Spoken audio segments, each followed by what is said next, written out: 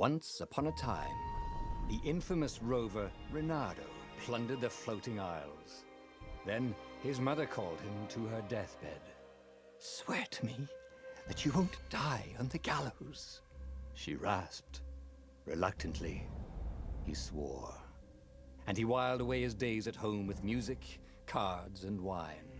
But the Emperor had changed. He'd been good once, a shy, almost humble toad. He'd built universities. But then people started whispering about mass graves in the woods, midnight rituals, victims screaming.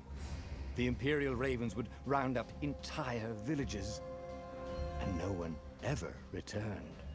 The Ravens had come to Ubar scouting for ancient books said to be of great power. But the librarians had hidden the books, so they'd burnt the librarians. The citizens, outraged, had driven them off. The Ravens had come back with dropships. The kid had fled with one of those books. He was brave and dumb and wanted to join the rebellion. And Reynardo had promised his mother he'd protect him.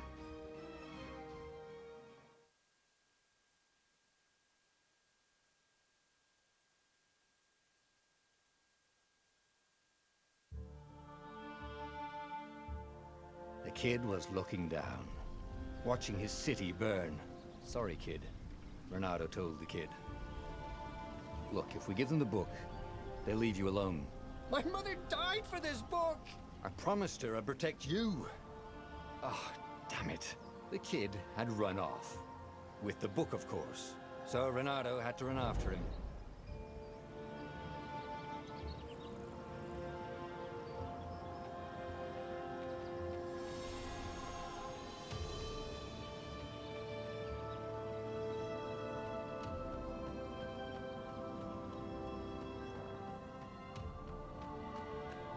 The two Ravens were staring at the kid like he was their dinner, which probably was what was in their tiny brains. "Hey," Reynardo said. They cocked their heads at him. "Pick on someone as ugly as you." Wait, that didn't come out right. "For the Emperor!" The Ravens cawed and rushed at him.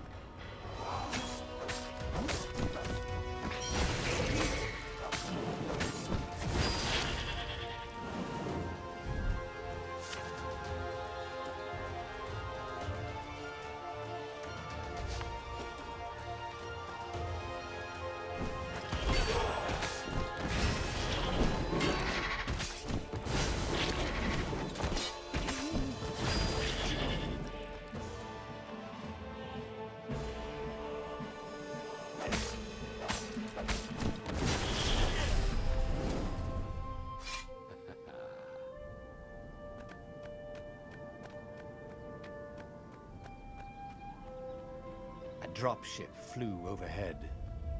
He hoped they hadn't noticed him. The kid.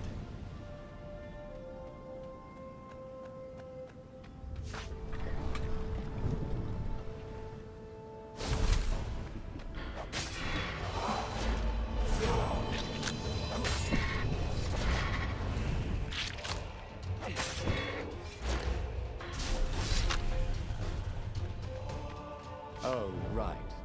The Gate of Heroes. Someone's idea of a joke, making the Skyship docks a gated community. You needed a hero's sword to open it. And the kid was on the other side of the gate. "Who let you through? Promise me you'll take the book to the rebels, or I'm gonna steal your ship." "I'm not taking that damn book anywhere, and neither are you." "Try and stop me," laughed the kid. "I bet you don't even have a hero's sword." And with that, the kid hopped away. Had to hand it to the kid.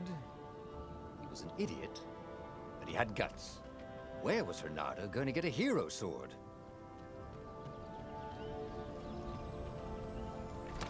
Ore and wind essence?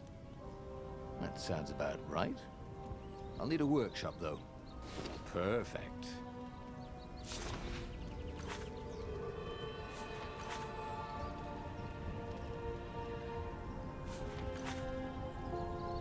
Hero Sword, QED.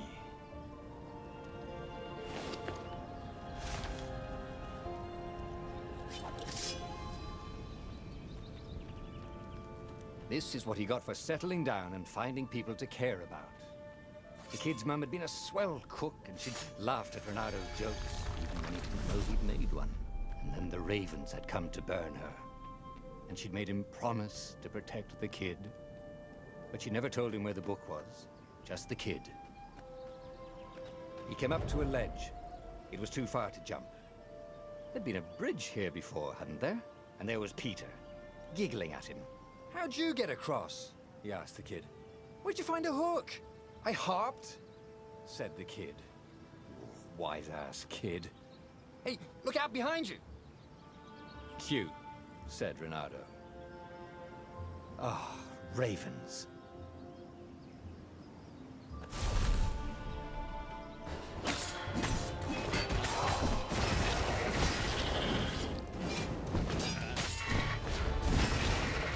It was time to talk some sense into the kid.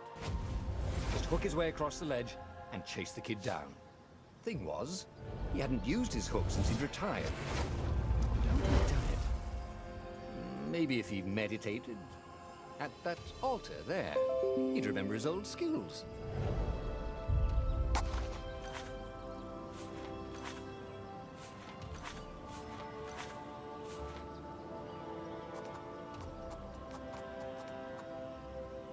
It was starting to come back to him. Something you never completely forgot, like how to freeze time when attacking. The more he fought, the more he'd probably remember.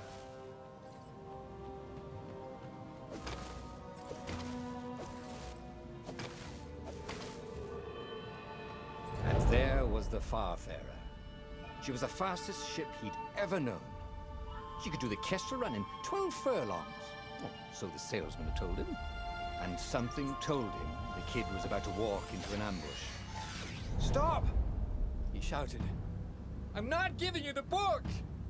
shouted the kid, and took off. "No! Peter!" But the kid ran for it, and a goggler nailed him with its eye beam.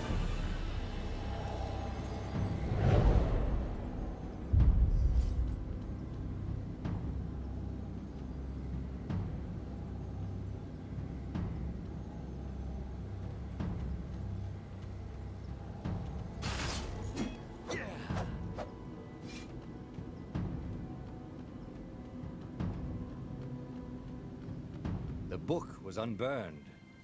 Next to it were the buckles from the kid's shoes, and a kid-sized pile of ashes.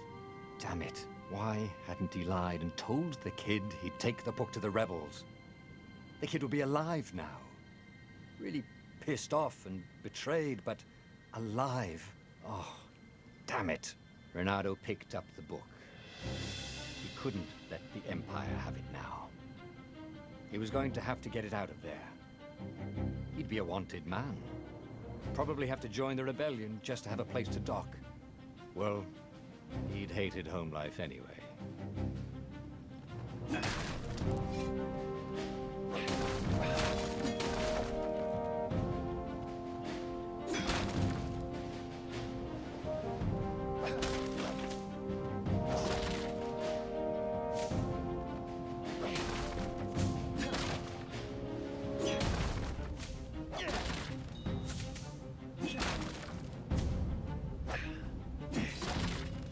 What was the big deal about this book anyway? Maybe he should open it and find out. All that had been years ago. How many? The war was a blur, and now 3 Raven scout ships were chasing him. "Where are you running, rebel?" cawed the Raven captain over the loud hailer. Renato could see them cranking up their catapults. "Just going out for milk?" Renato yelled back. "Where can you run?" laughed the Raven horribly. Far behind him, another city was burning.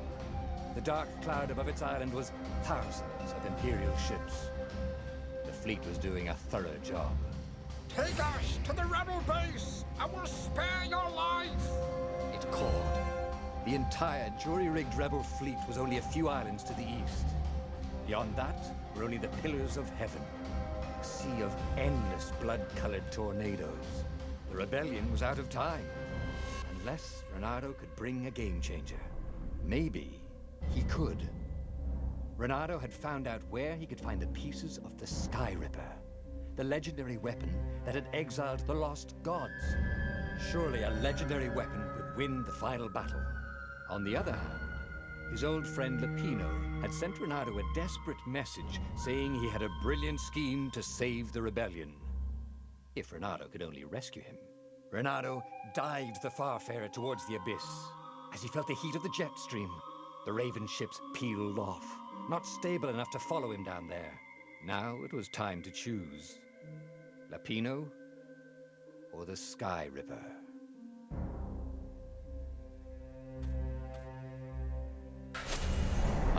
Lapino. Apparently, the Mad Rabbit had sold a Pegasus that he did not exactly own. Lapino always wiggled out of trouble, given time. But he was out of time. The Ravens had figured out that Lapino was a rebel spy. If the fleet reached him first, they'd string him up for that. Never mind the winged horse.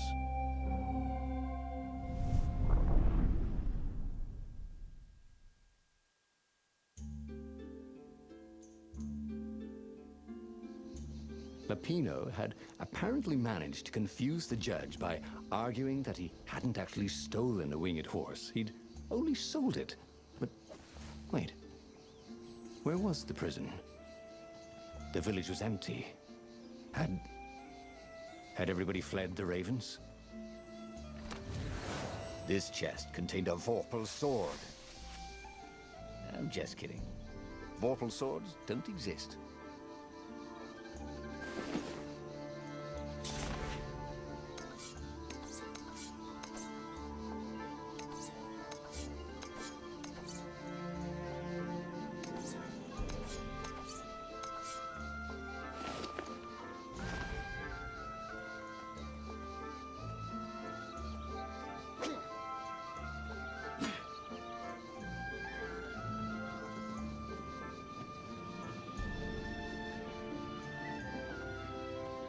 These platforms were great. Renato wanted one for his house.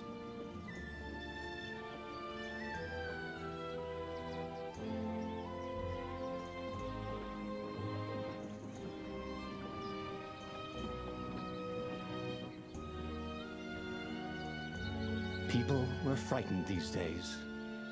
Just 2 weeks past, Renato had sneaked through an empty town and listened to the Ravens caw about the Emperor's new taste in ritual sacrifice.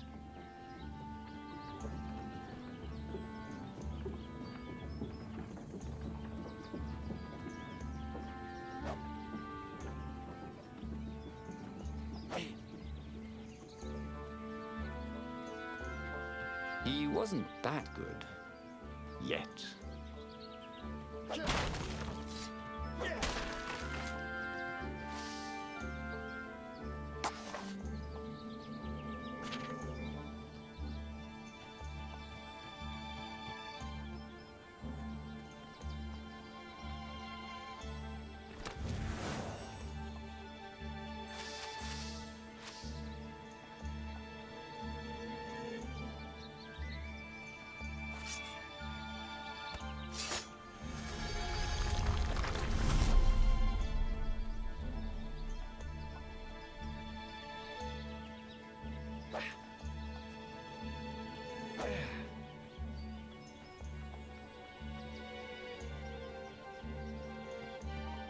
Can't we just agree to disagree?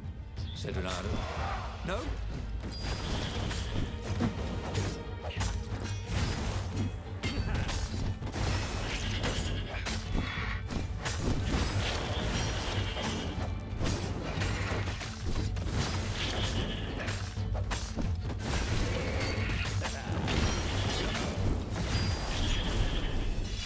Ravens were landing everywhere.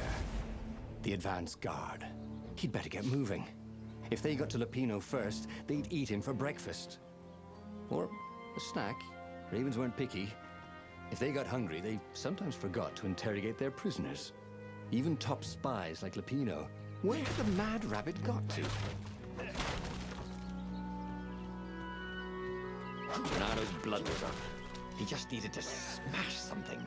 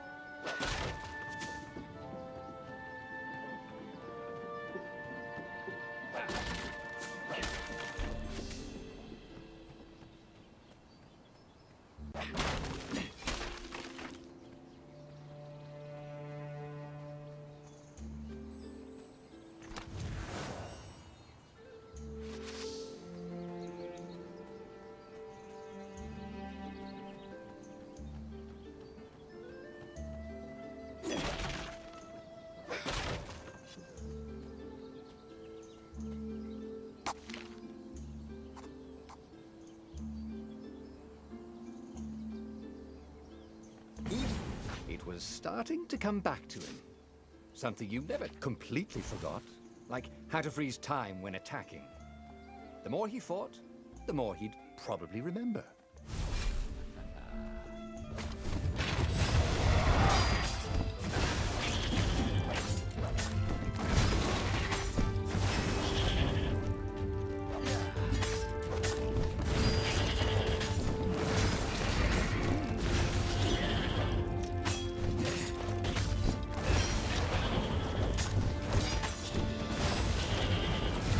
That had gone rather well, actually.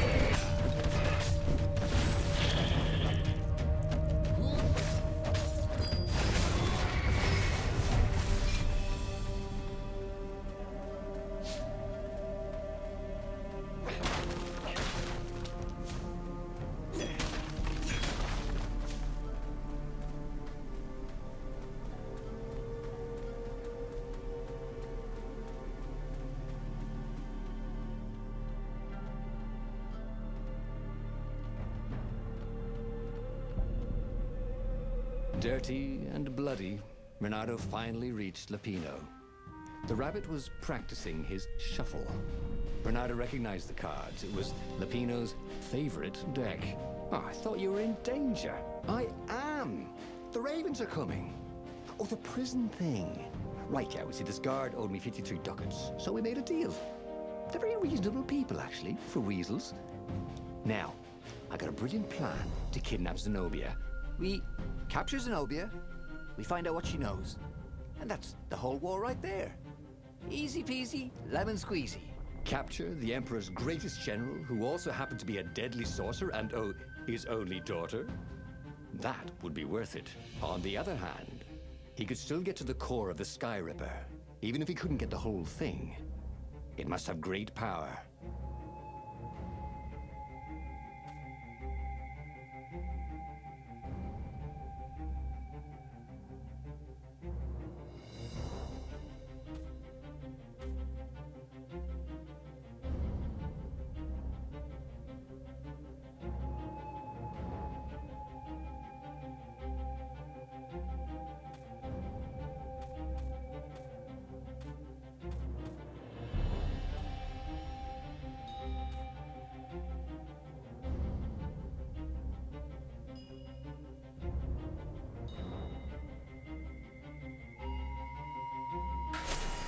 Zenobia wasn't just the Emperor's daughter, of course.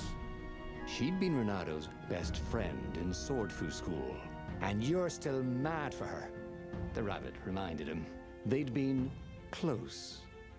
She'd told him things no one else knew. But she'd never told him who she really was. She knows all the Emperor's plans, chuckled the Master Spy. She won't give them up easily. She'll tell the interrogators, all right, said Lapino. Taking her would change the game, all right.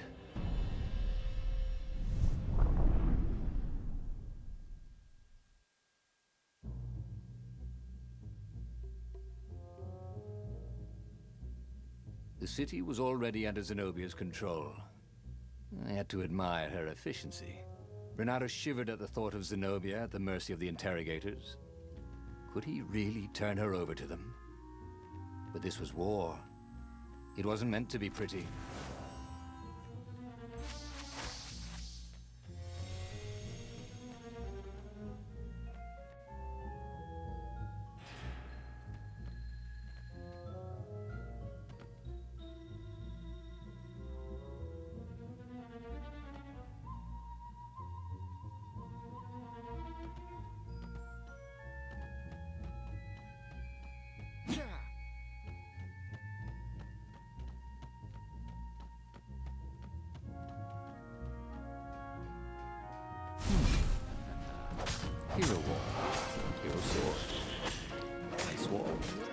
ice cube.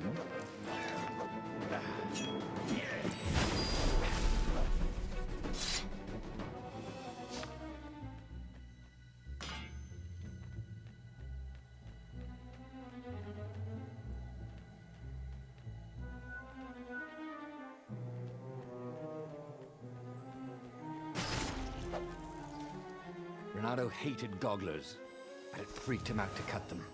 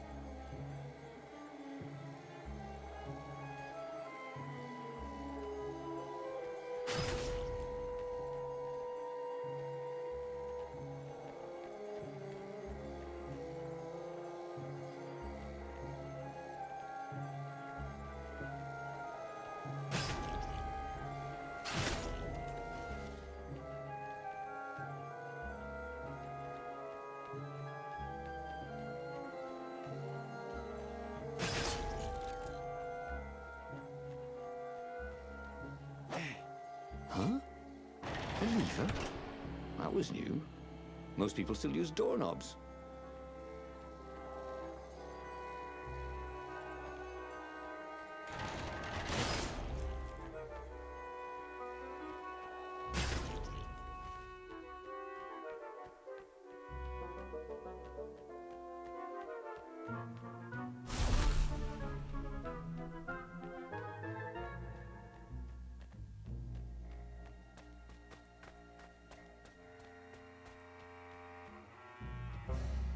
So, what's this plan of yours? Use me as bait, said Lupino. And he outlined a slightly complicated plan that involved geese, a net, setting the Farfarer a little bit on fire, Lupino dressing as an old blind toad, and Renardo hiding inside a monstrous watermelon. What could possibly go wrong? Thought Renardo.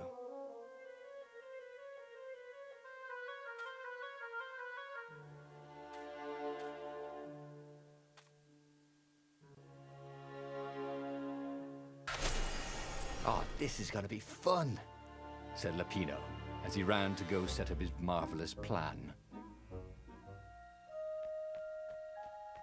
A crafting bench. Renato wondered what he could make with it.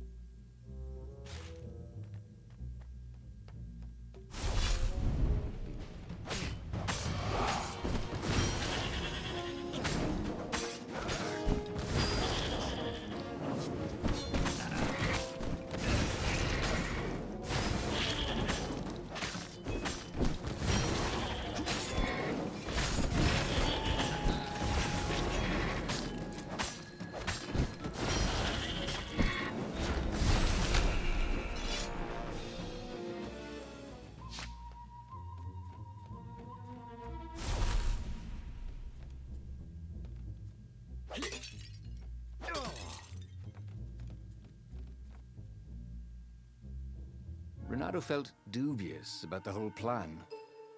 With every step, he was waiting for it all to go horribly wrong. But against all odds, Peppino's idiotic plan worked. Zenobia's ravens ran off after the geese, the net dropped, and Renato jumped out of the watermelon and put his sword to Zenobia's throat. Renato, she said. Are those new scars? They look good on you. You never return my velvet jacket. It was my favorite. You look stupid in velvet. Oh, what does an imperial princess know about style? Oh, get a room, you two, said Latino. But the fleet was coming on fast, so they put Zenobia on the Farfarer and took her east over the Nexus.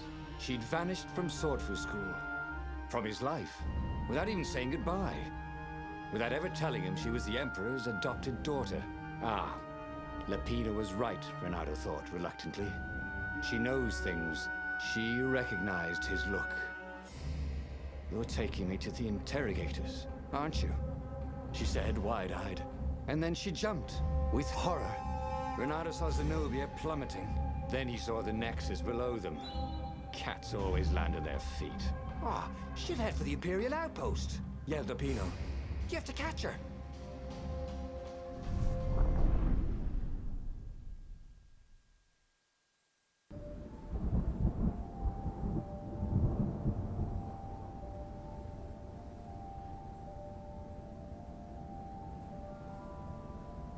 Cats can run faster, but foxes can run longer. If he ran, he could head her off before she reached her minions at the outpost. Well, he did love a good chase.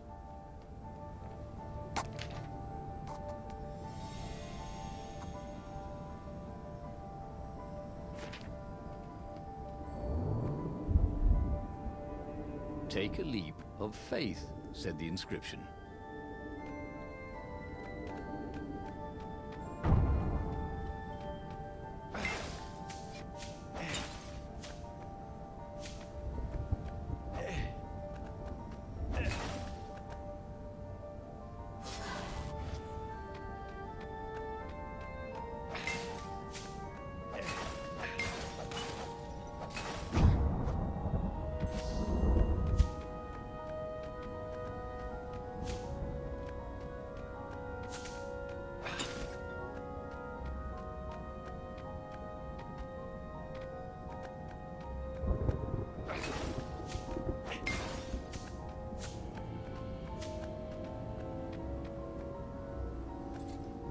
Who needed bridges anyway?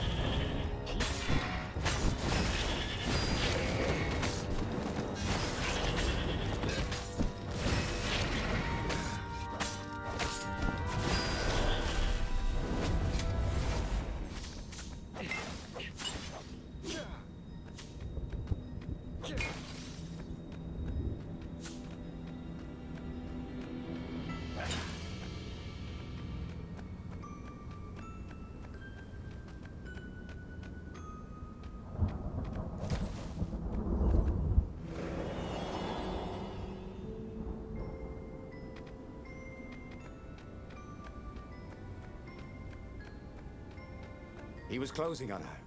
He could smell her fear. He tried not to think about the interrogators at the secret base. What did they do to her? Maybe it didn't have to end that way.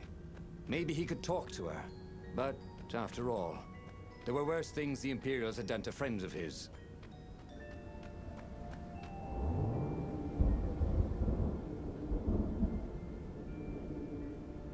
It did not matter how outnumbered the rebellion was. The secret Zenobia held could level the playing field. Codes, passwords. She could wreak havoc with just a few whispers to a far speaker. If I craft a sword now, it's going to be really short.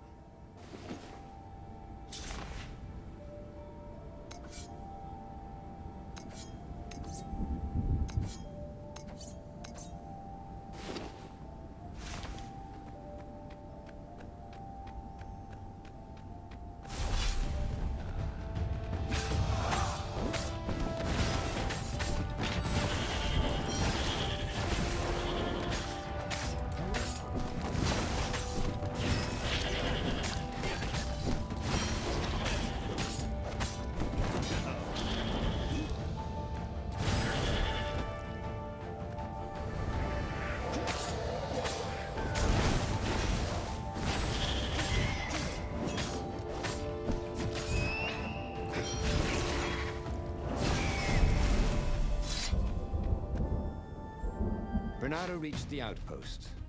The Imperials there were no match for him. Soon after, Zenobia limped up the path. When she realized he was already in front of her, she didn't even try to run. Oh, you left without saying goodbye. Again, he said, "Please, you're enjoying this a little too much," she said, shaken. "Oh, spare us the chit-chat, would you?"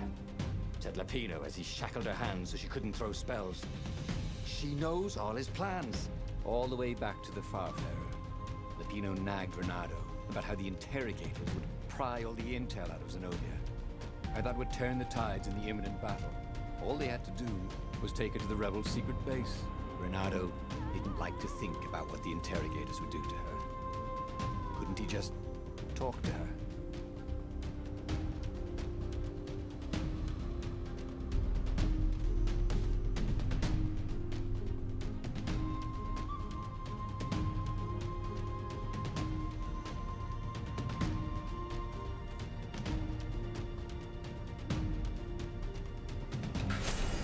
As they pulled away from the Nexus, Renato could see the fear in Zenobia's eyes. "I can't take her to those creatures at the base," he whispered to Lapino. "Ah, you've gone soft. Soft in the head. We captured her for what she knows. I'll take her to the mountains. Tell all the horrible things the Emperor's done. Yeah, believe me, she'll turn." And he turned the wheel. "The hell you will!" shouted Lapino, and he grabbed the wheel back from him. The two of them wrestled for control of the ship. It shot off like a mad sparrow.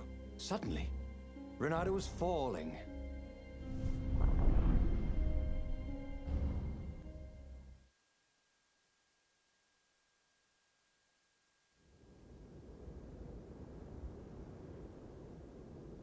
When he came to, Zenobia was standing over him. "Why didn't you take me to the base to be interrogated?"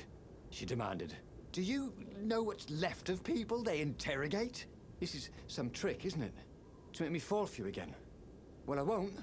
"Oh, go on then. Scurry back to your ravens. I can't stop you." But strangely, she didn't.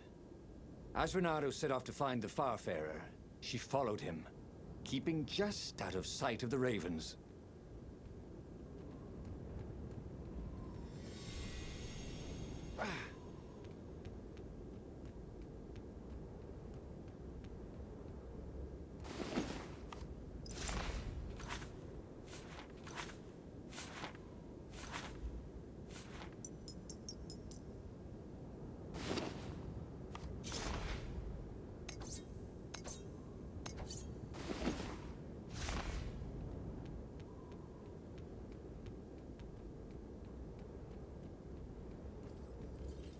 What were these poles exactly?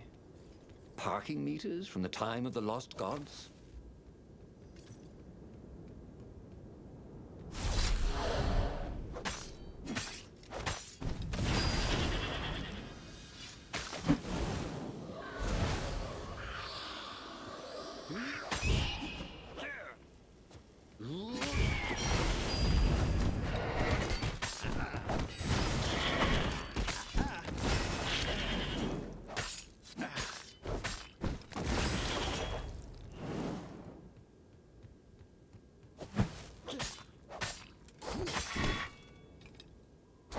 Renato danced around the room yelling, oh yeah, that's how we do it. It was something he liked to do, but only after he'd killed all the witnesses.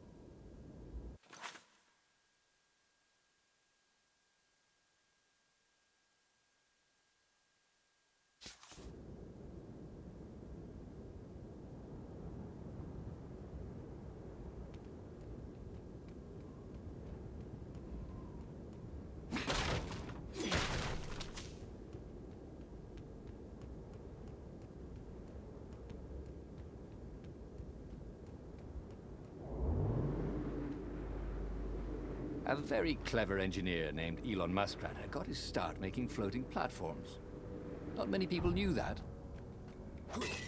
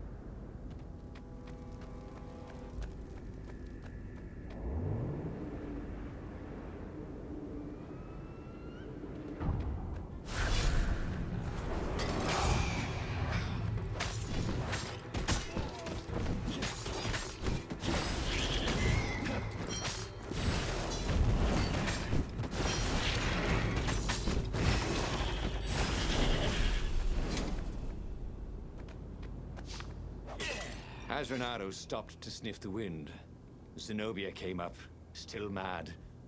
Did you really think you'd just talk me into betraying my father? Oh yeah, sure, that was exactly my plan. Then why aren't you even talking to me? Because I've never talked you into anything in my life. They're gonna court-martial you for letting me go. He caught a whiff of the Farfarer. Wet rope, tar, and a cask of Scoble ale he'd spilt last year. It was that way.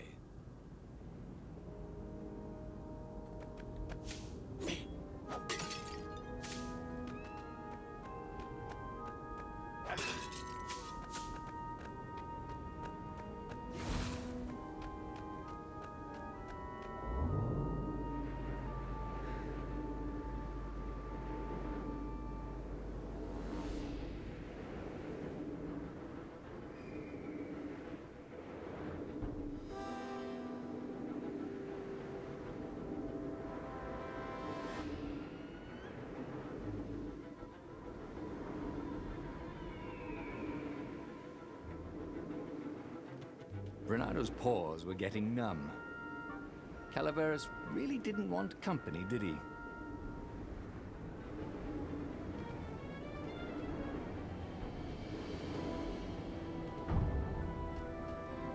Renato wondered if he should have taken Zenobia to the rebel base for real. Maybe she wasn't playing him after all.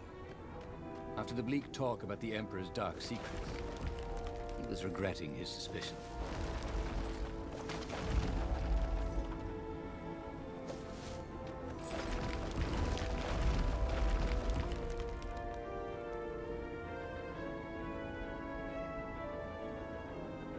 Sure enough, the Farfarer had crashed in some rocks.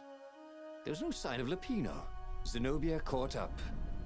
All that kid stuff in Swordfu School. Look, that's the past. We're adults now. We have duties to other people. We have destinies. What are you talking about? And you are the most arrogant, slow-witted, light-fingered, mercenary, immoral, reckless. Run away with me. said Renato, and he realized he meant it. What? Just like that? She demanded. I will, if you will. So she kissed him. And it was the best kiss he'd ever had.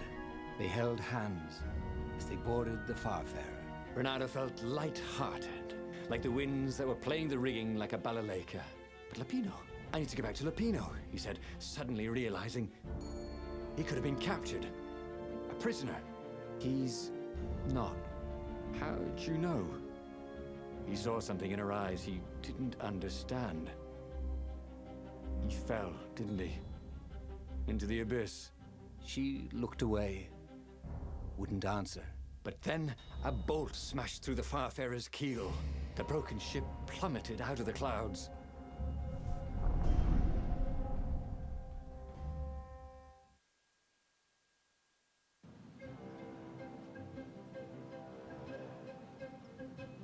Renato picked himself off the deck. They were alive. We have to get to my private ship, she said. Do you trust me? I guess I must, he said. You go on ahead. Clear the path, she said. I can't kill my own soldiers.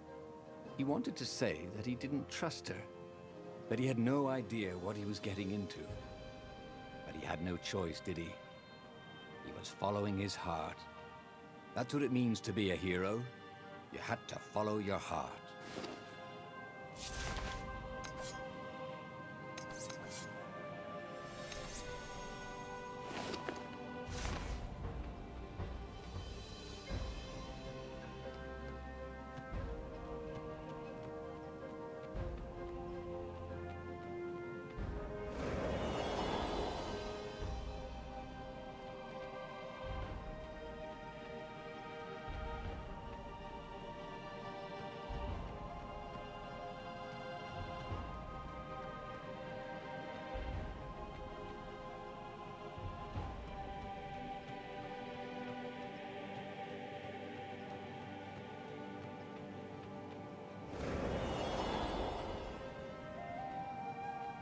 Renato felt like he was ready to learn new things. Thank goodness he didn't have to go to school for that.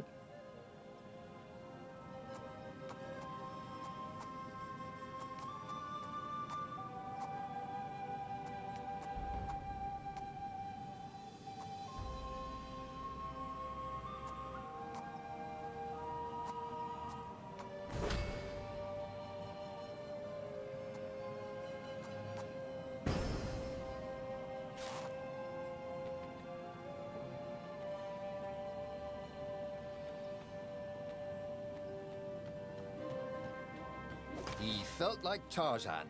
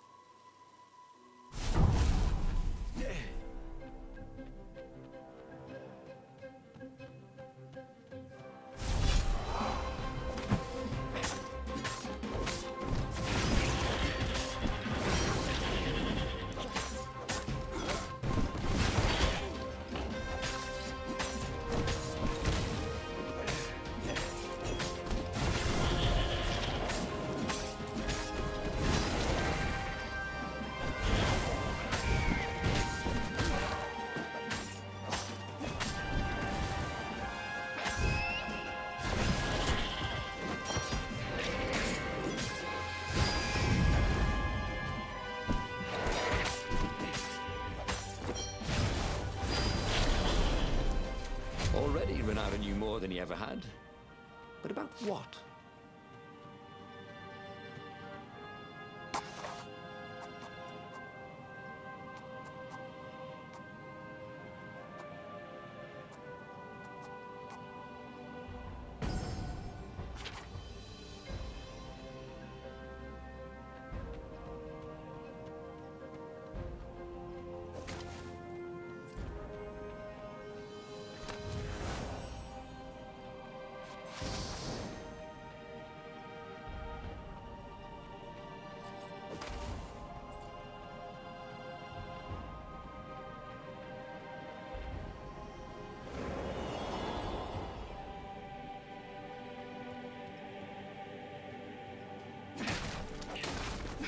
felt a little better.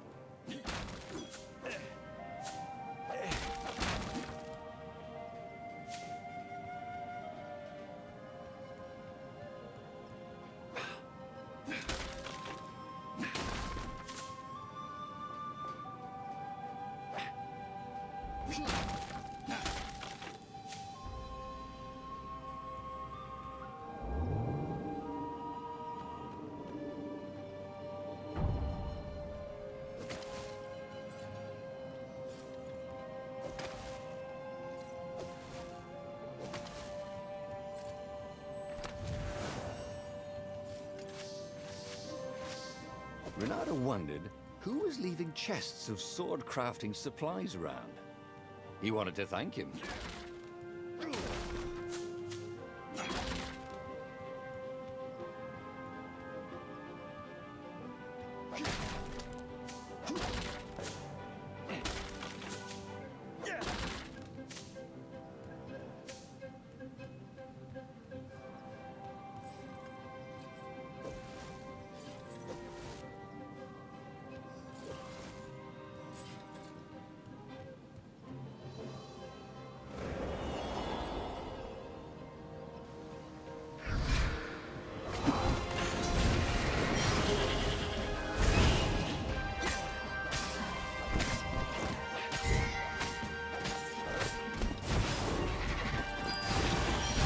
That is how we do it, said Renato to himself.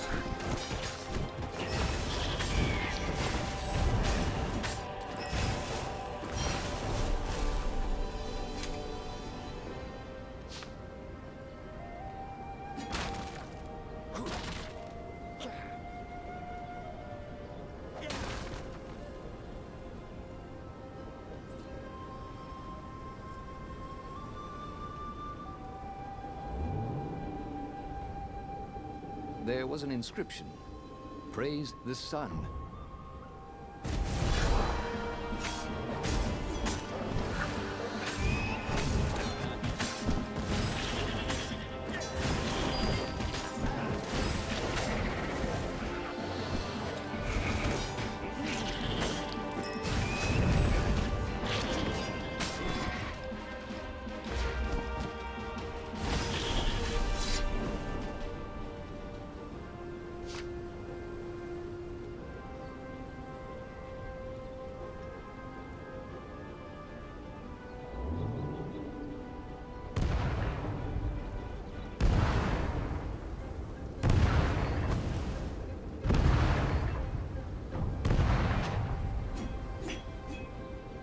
They paused to catch their breath. It was strange to be so close to her. "What are you thinking?" he asked. "I'm trying very hard not to think." "Me too," he said. Up ahead, he could see the thin silver of Zenobia's personal ship. It looked vast. They would leave all this behind.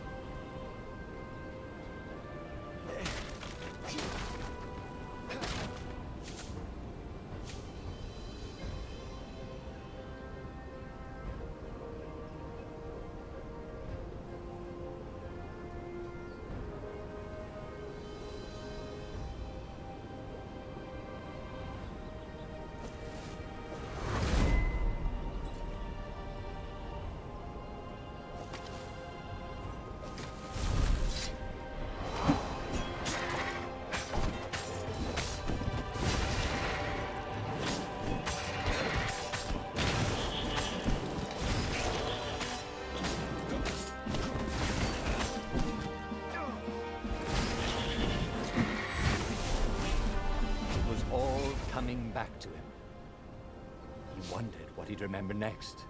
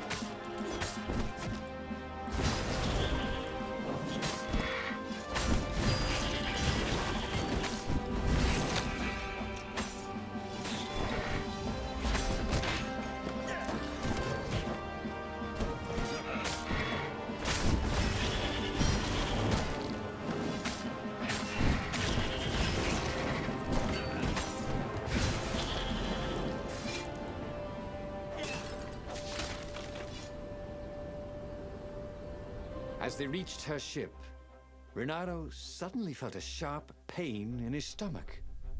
He was surprised to see a crossbow bolt sticking out of it. I was going to lead the Empire to a secret base, said Lapino. But no, you had to screw up my plan because you've still got a thing for her. Renato stared at Zenobia. The kiss, was it real? She said, with a look of indescribable sorrow. She gestured and said an arcane word, and Lapino went flying into the abyss, screaming, "I'm telling your father!" Then she knelt down to cradle his head, and her paws felt very soft and warm. Okay, that was weird. He could have sworn he'd just died. Instead, he was on the Farfarer, sailing away from Ubar. And it was still burning. He'd fled burning Ubar years ago, hadn't he? And now he was back there. Had all those years fighting the Empire been nothing but a vision into the future? A useful vision if it was true. He'd learned something. Lapino was a traitor. Renato had suspected there was something wrong with the Mad Rabbit. But now he knew there was malice behind his goofiness.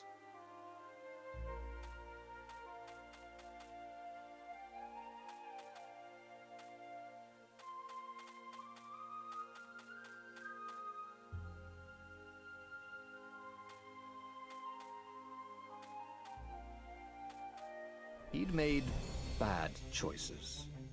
But now, when the real battle came, he wouldn't make those choices. He wouldn't make the same mistake twice. The book's pages began to flip backwards, towards the beginning, and he realized that his adventure was just beginning.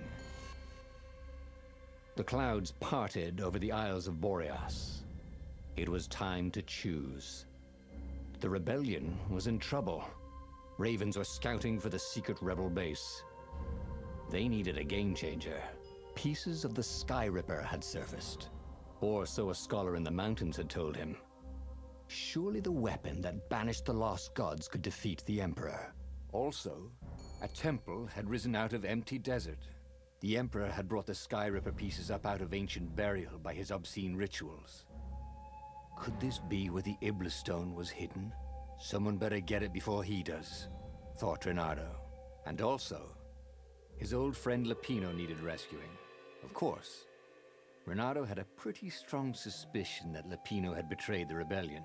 But could Reynardo really leave an old friend to the Ravens?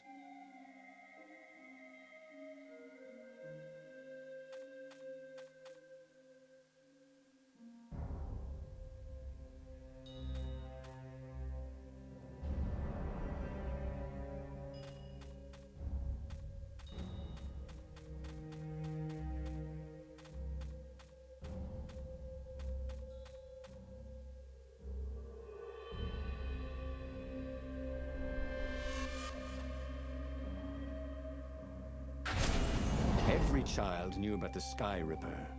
The Transcendent Emperor had buried its pieces. What could have brought them to light?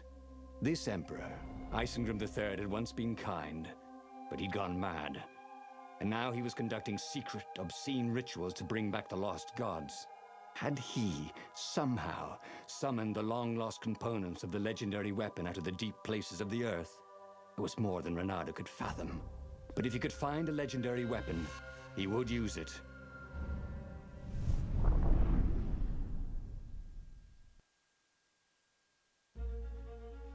As he set foot on the island, Reynardo couldn't help feeling a bit curious.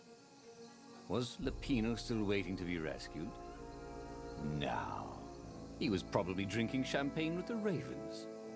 Did ravens drink champagne? Did rabbits? Reynardo felt oddly thirsty, come to think of it. Why had he chosen the Sky Ripper? Reynardo never made plans that required constant vigilance. He was a hero.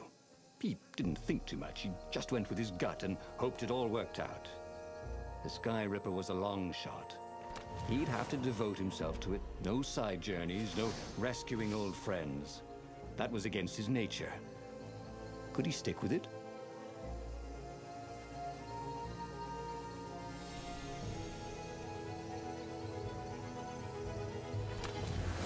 Reynardo had been to a dungeon once where all the chests had teeth and eyes. It had been a short visit.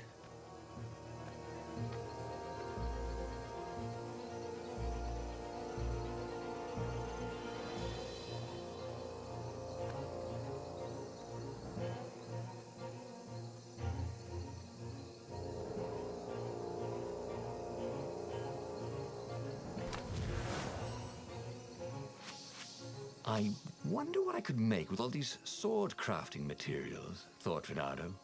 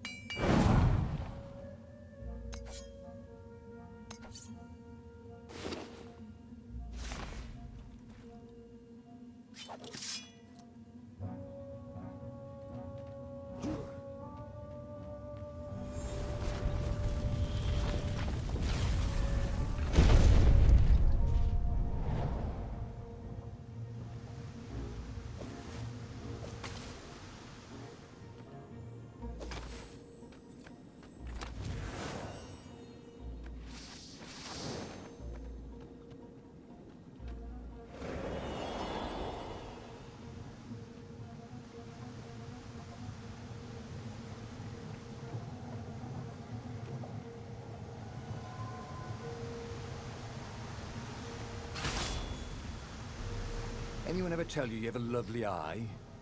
No?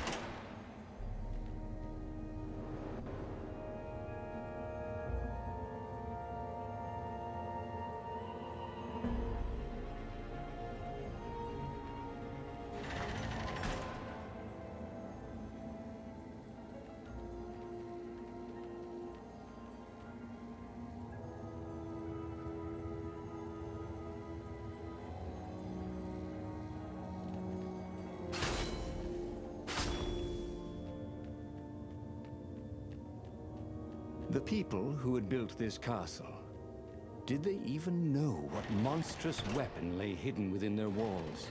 The Sky Ripper could destroy anything it touched, or so the legend said. As the Transcendent Emperor had fought the Lost Gods, thousands of thousands had died. But Reynardo had been through wars. The only merciful war was a short one. Well, they really needed to redecorate anyway.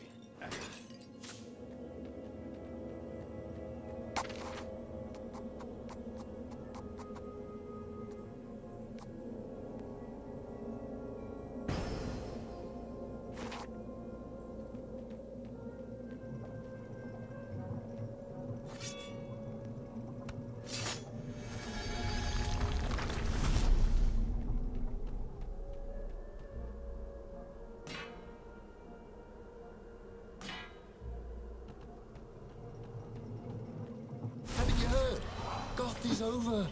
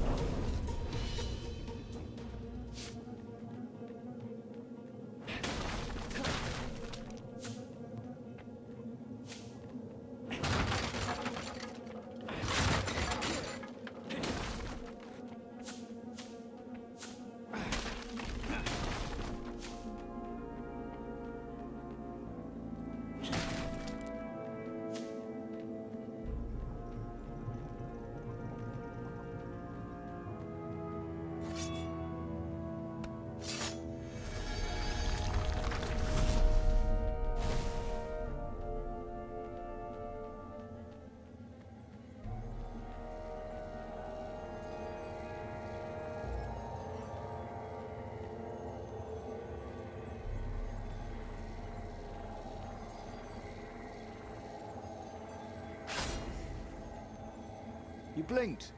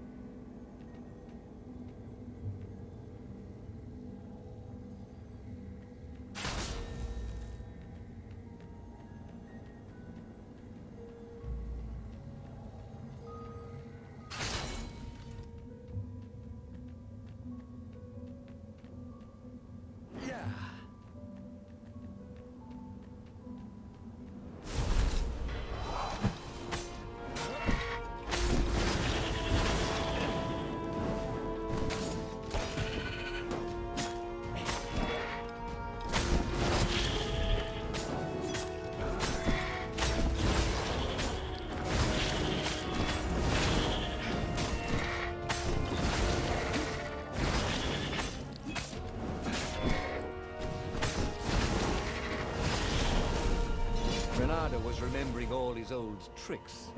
And some new ones. Now, he really ought to ask for a raise.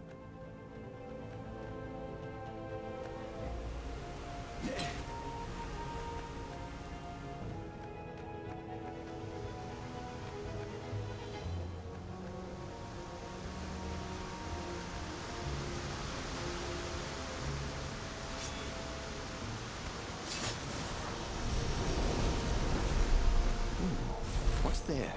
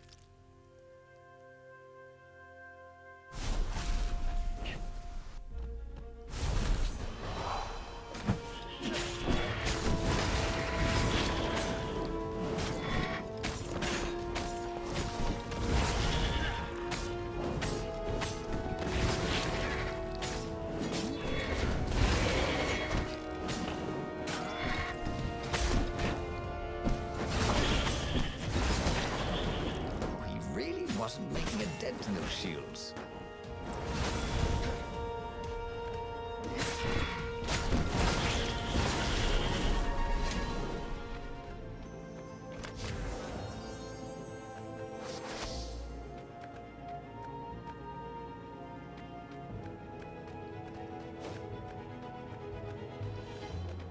That had been his mistake before.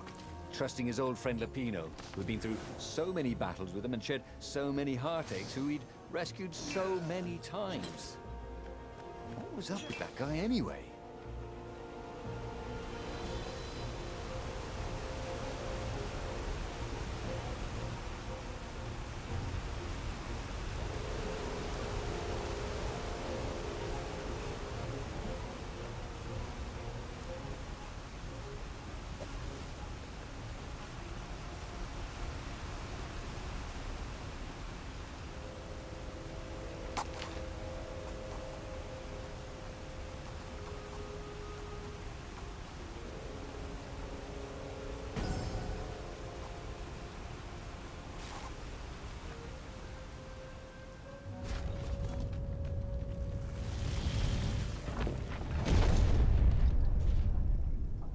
There it was. Skyripper's armature. The stuff that dreams are made of. Engineers' dreams, anyway. The device was intricate. No one alive had the skill to make a thing like it. How was it part of a weapon at all? He'd have to ask a scientist. But first, he'd get the second piece. Skyripper had a heart. A core that had come to rest on the next island. Well, there was another island he could reach. Zenobia had just invaded it with her father's Raven battalions. She must be encamped there still. But fighting Zenobia now, that made no sense at all. He'd already sacrificed one friend to get this armature, was it? He didn't need to hurry to face her. She would find him.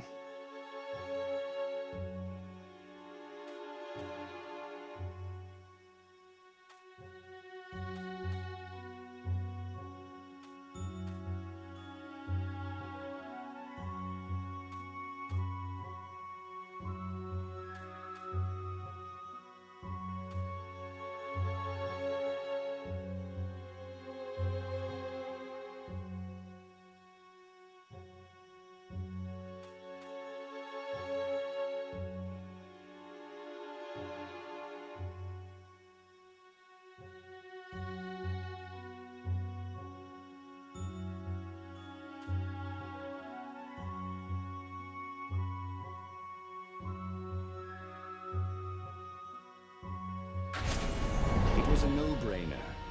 He'd sacrificed his old friend Lupino to get the armature. And the armature was useless by itself, only a series of coils and wheels. War demanded sacrifices, and he would make more before the end. He would have to choose the greatest good no matter how much it cost him. Zenobia.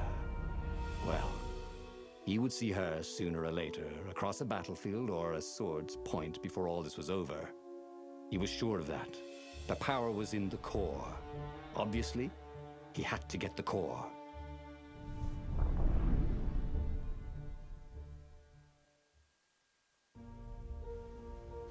Doubt sunk in before he was even out of sight of the Farfarer. Why had he chosen the Sky Ripper? It was the sort of path he'd always avoided. The path of responsibility, of seriousness. Had he grown up? He didn't feel grown up. He'd made this decision from his gut, like he always did. Somehow, he'd impulsively decided to stop being impulsive. Did that make any sense?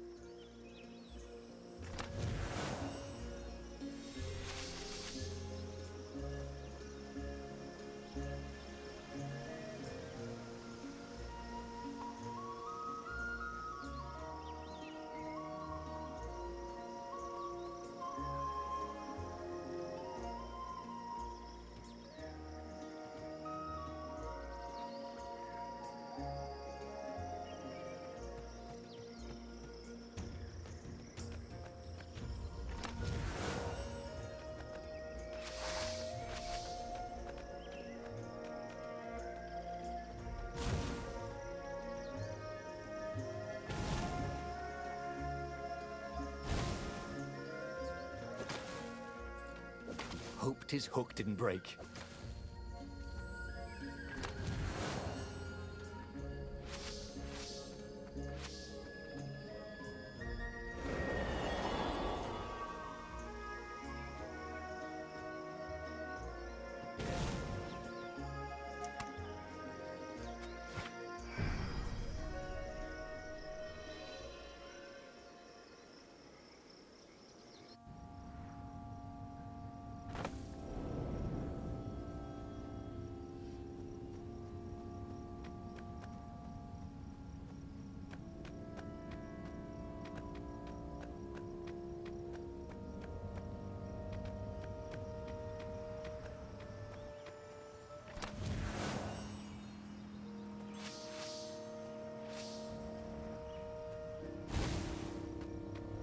There was something sour in the air.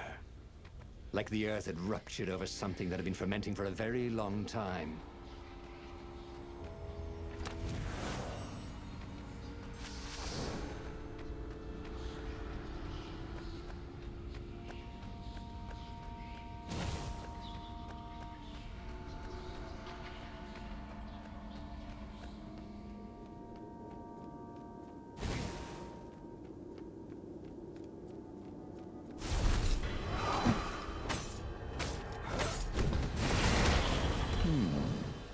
Where did that go to?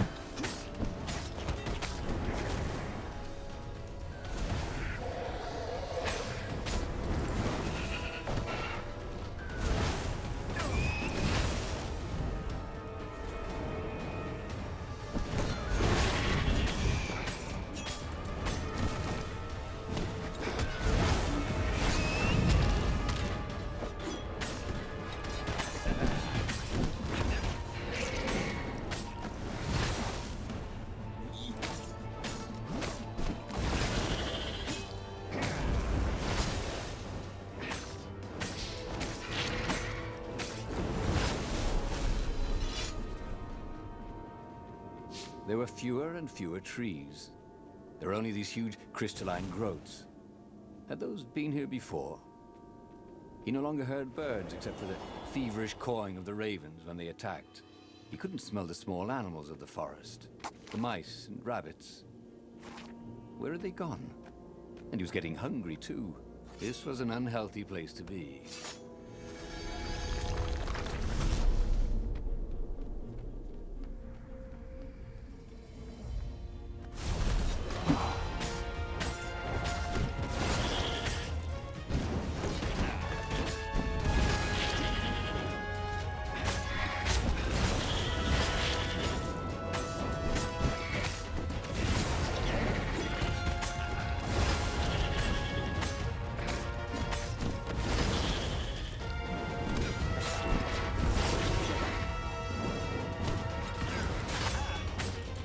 sheaves were really very well made, weren't they?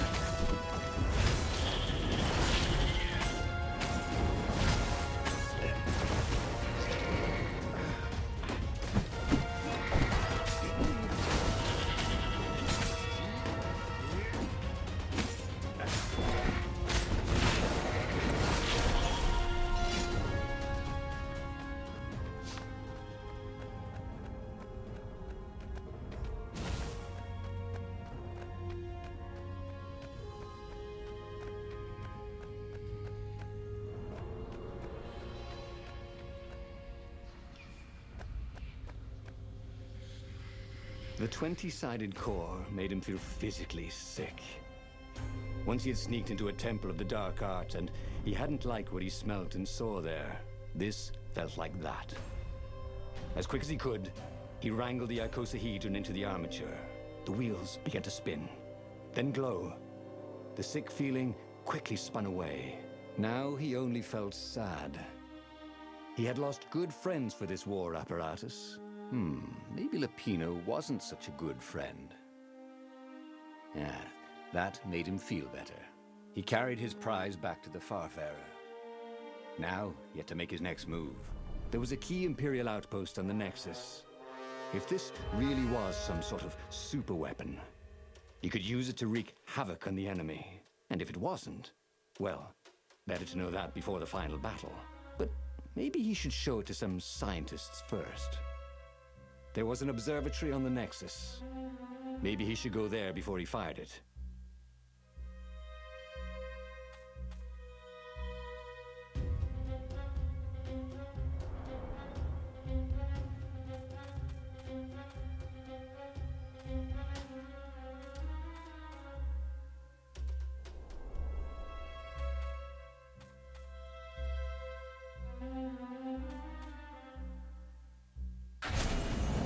Of course. If you've just assembled a weapon out of legend that can exile gods from the world, you'd want to have a scientist or two look at it.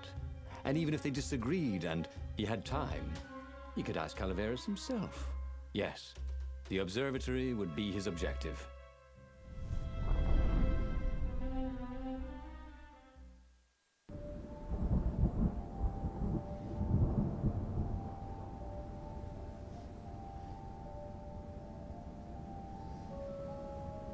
Why had the parts of the Sky Ripper only surfaced now, thousands of years after the Transcendent Emperor had dismantled it? The mad Emperor Isengrim had performed terrible, bloodthirsty rituals to invoke the lost gods. Was that why these ancient artifacts were rising out of the ground? How perfect, then, that the Sky Ripper would reappear to be his destruction.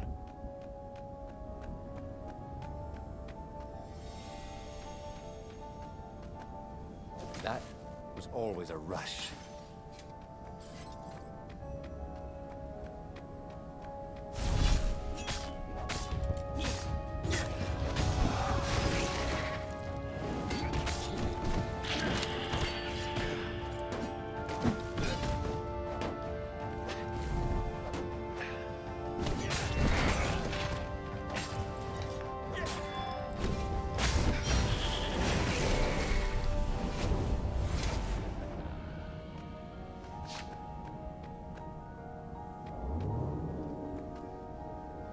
This was definitely better than pulling yourself up in a bucket.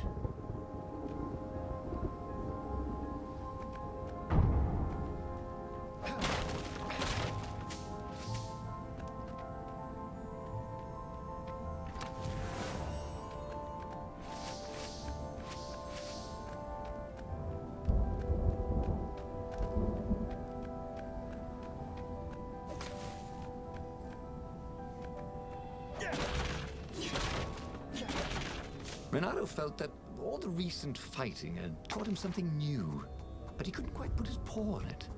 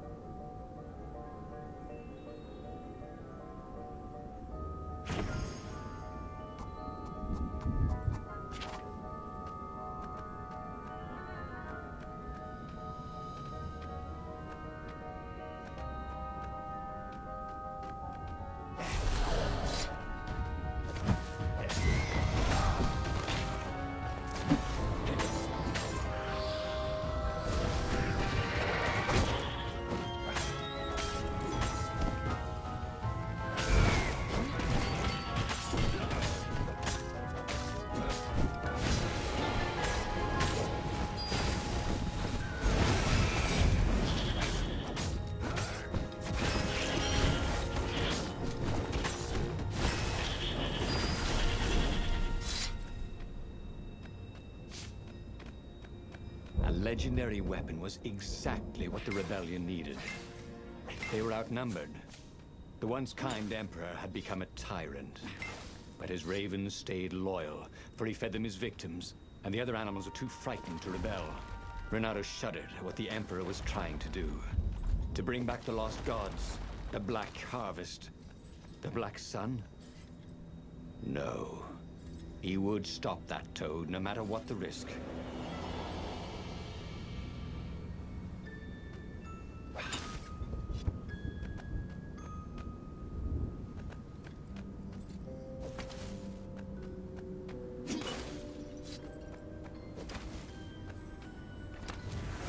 This chest had teaspoons stolen from every inn in Boreas. Oh, and something more useful.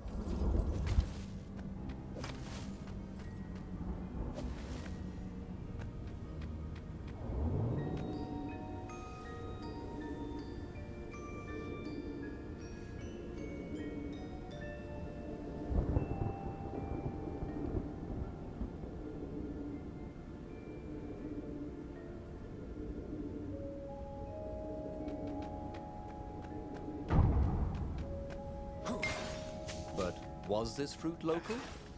That's what Renato wanted to know. Renato's path was clear. Let the scientists ensure the Sky Ripper was safe to use, bring it to the rebel base, and then assault the Imperial fleet for the win.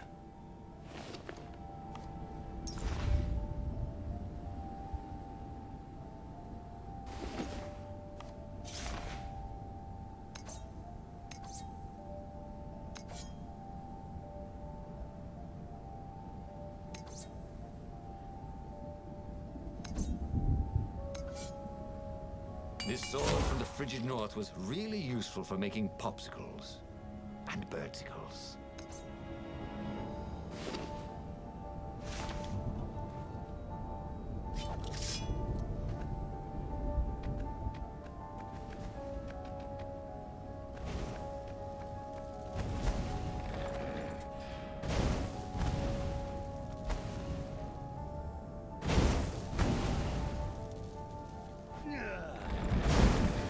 Energy steers.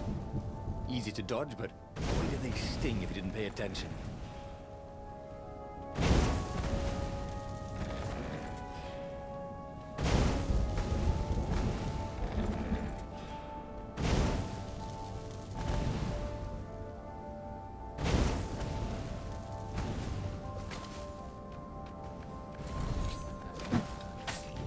Boy, some people were just liable to explode if you upset them.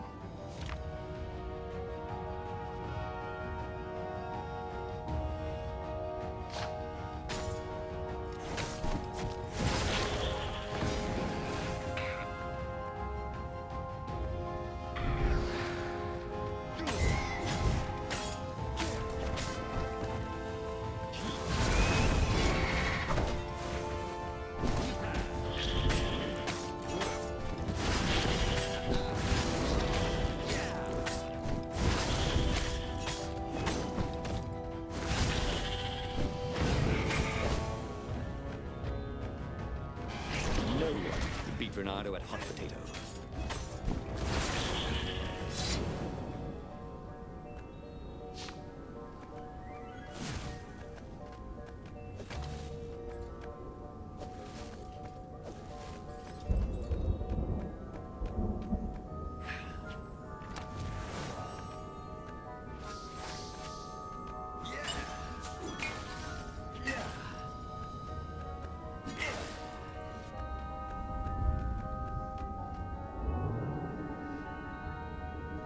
Renato wondered if it wasn't cheaper to build bridges and stairs.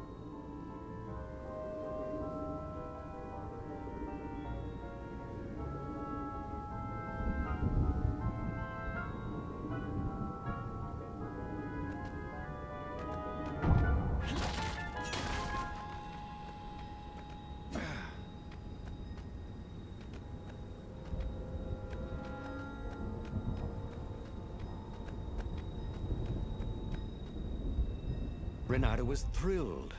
The scientists seemed to think he'd put the Sky Ripper together right. But one toad was worried. Yeah, the Sky Ripper could tear a hole in existence itself. There are invisible strings that tie the universe together. If the Sky Ripper cut one, the hole would widen and widen until our whole existence fell into it. Another toad sighed. Oh, Irving still believes in string theory. At least go see Calaveras. Yeah, said the worried toad. He knows more than anyone else has forgotten about the Transcendent Emperor. If anyone could tell him how to use this weapon safely, it would be Calaveras. It was he who had told Renato how to find it in the first place. But maybe he had to give up on using it as a weapon. Maybe he had to go to the secret rebel base and ask the generals there what he could do with a weapon that he dared not use.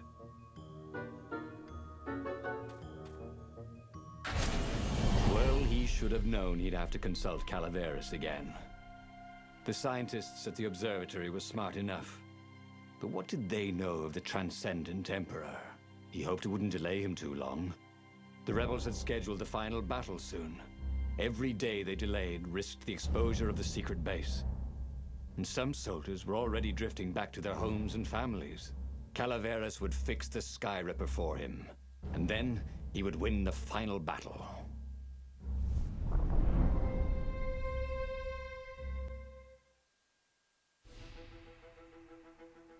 Maybe it was the cold.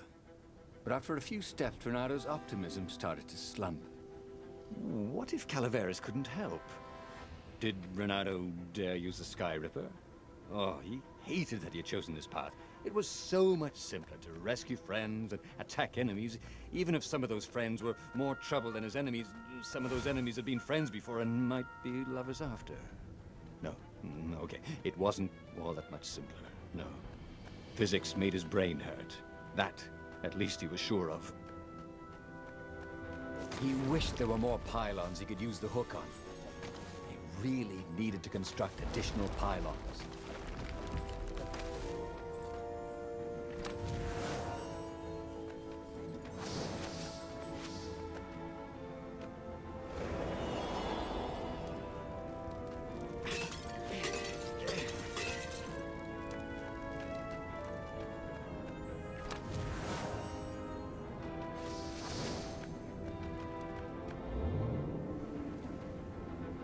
What did you do if one of these platforms stalled?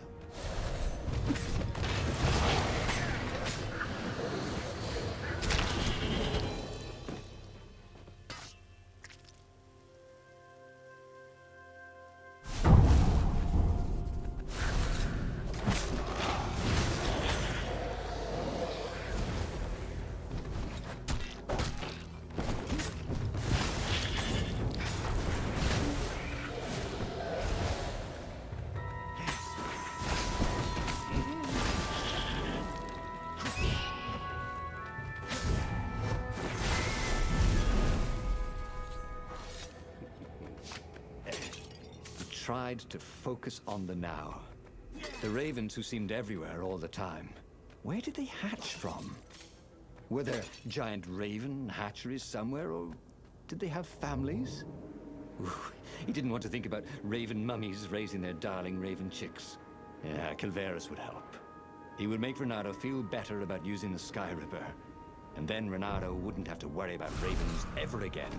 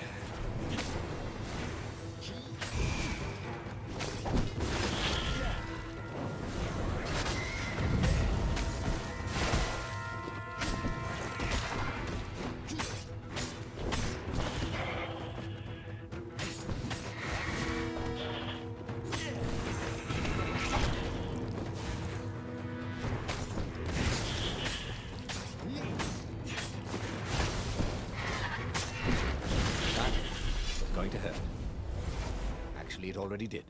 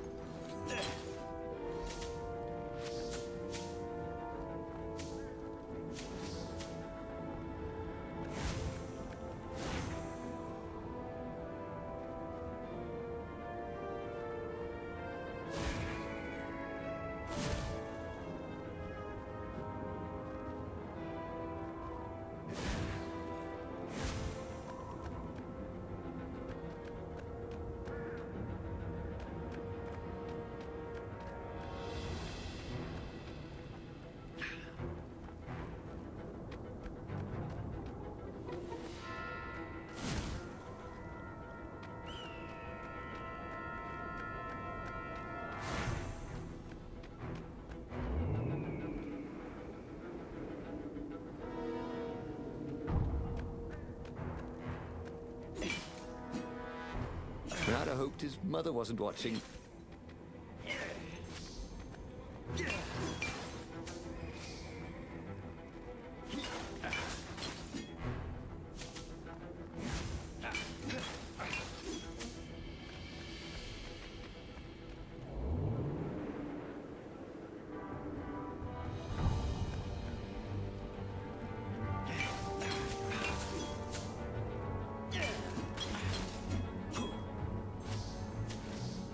That's my order, thought Renato. He was such a wit.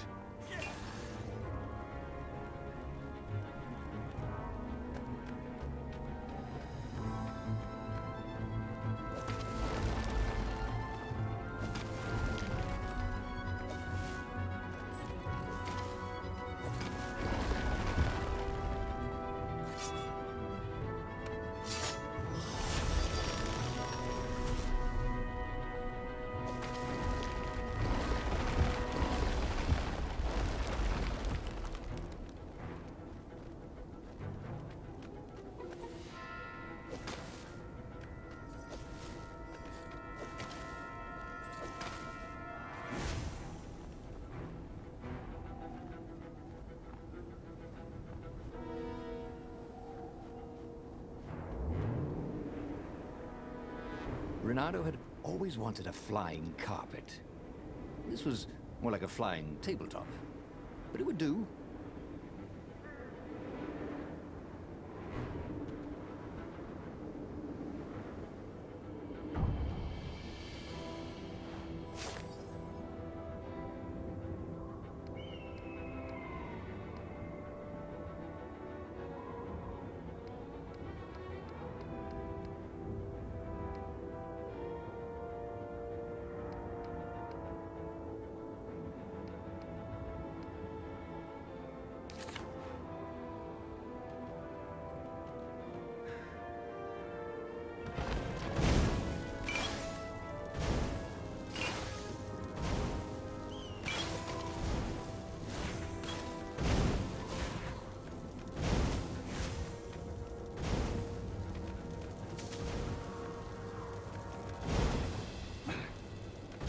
Okay, let's get this over with, and we can all go home.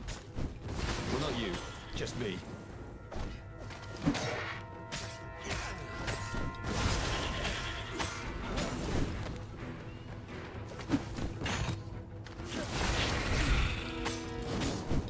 Who are these guys? They seem to make everyone else harder to kill.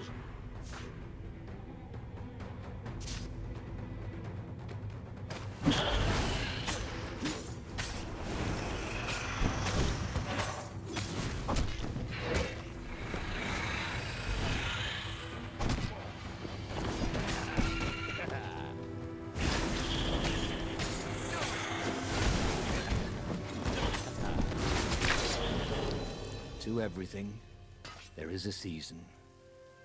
He turned over and died.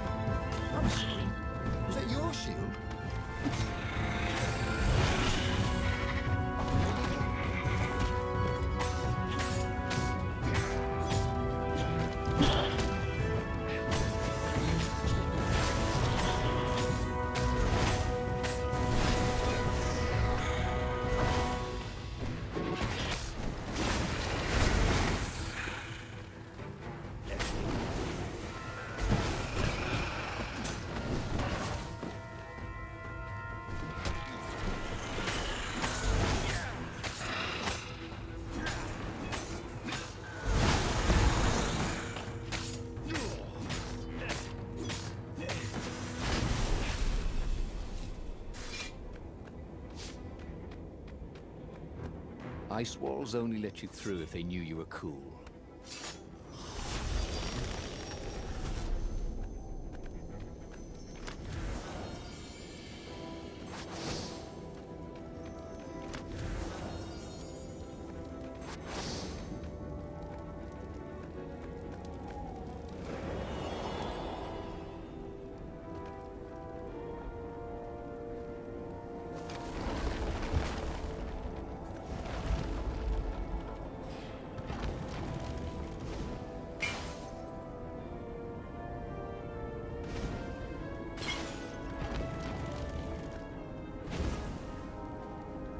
Don't look down, he thought. Reynardo had been focusing all his energies in the Sky Ripper. If Calaveras could not fix it, he'd be out of options. He would have to assault the Imperial fleet empty-handed.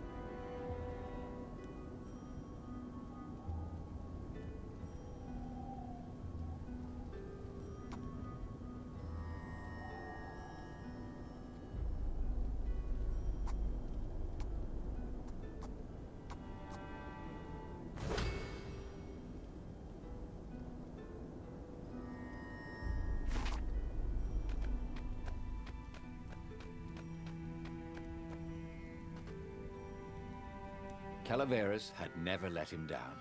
Yeah, of course I can make it work better.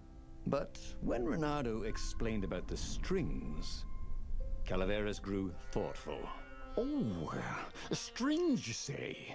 Well, the Arcana do speak of the ties that bind the world.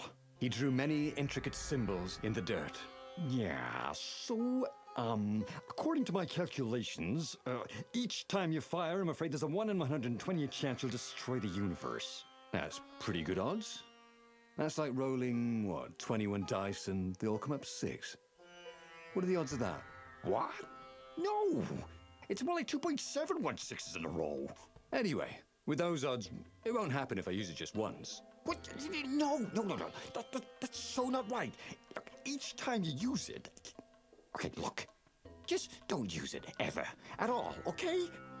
All right, I guess.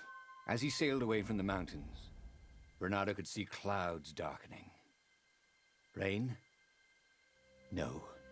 Ships. Imperial ships, swarming thick as bees. This was it. The big battle. They could not afford to lose this one. What if it did not go well? What if he had to use the Sky Ripper? Could he gamble the universe? On the other hand, what were the odds of rolling 21 sixes in a row?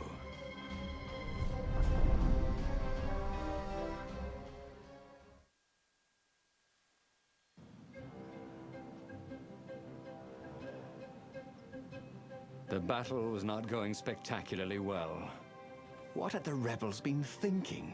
They'd been thinking he would bring the Sky Ripper, or the Iblis Stone, or that he'd sideline Zenobia somehow, or turn her. Couldn't he use the Sky Ripper just once? After all, if chances were 1 in 128, that meant he'd for sure be okay the first time. They'd get worse each time he used it, but the first time would be okay, right? He wasn't sure that it was right. So he didn't fire the Sky Ripper. He just brought it along, in case.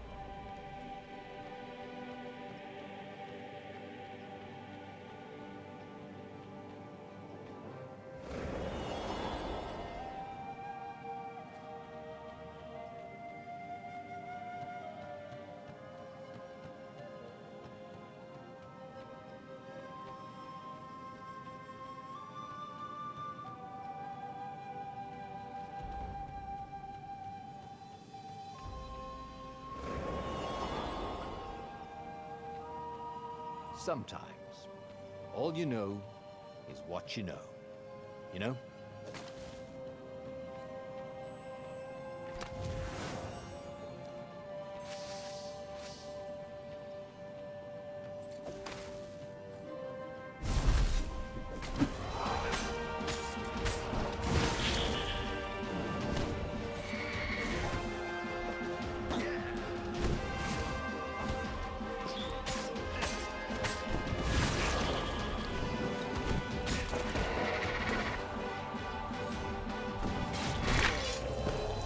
I guess now I find out what's next, he thought.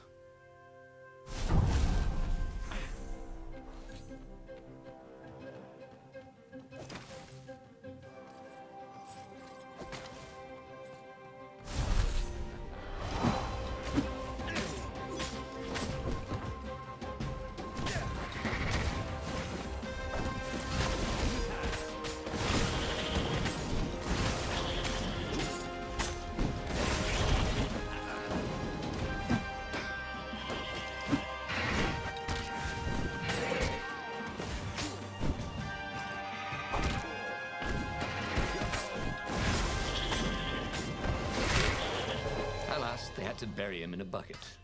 Actually, several buckets.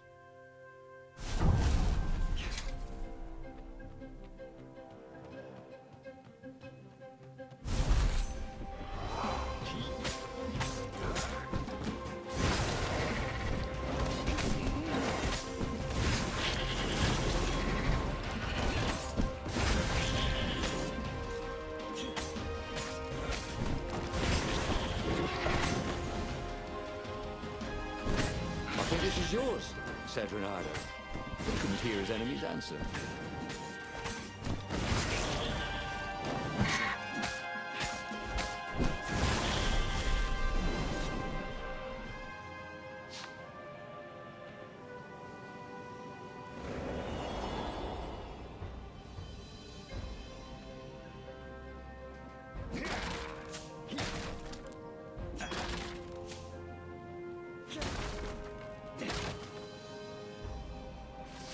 He was practically sure he'd find something useful in one of these things.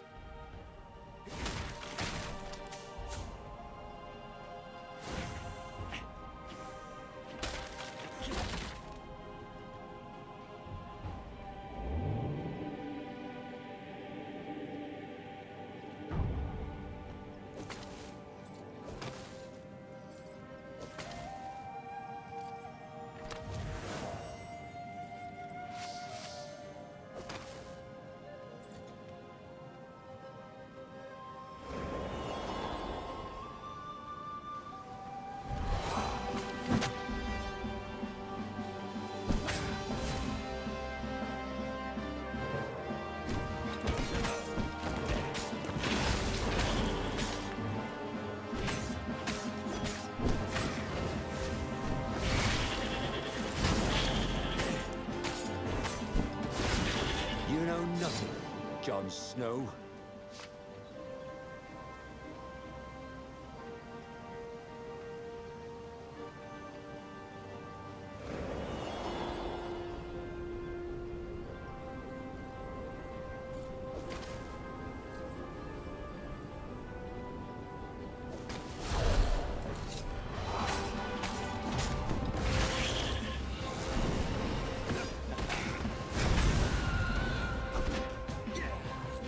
Good to practice your moves, thought Reynardo.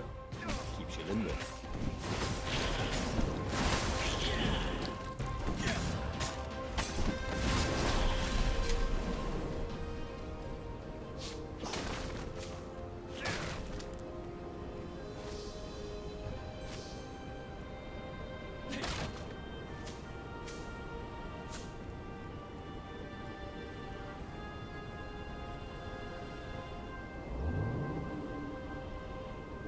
This thing really needed a roof.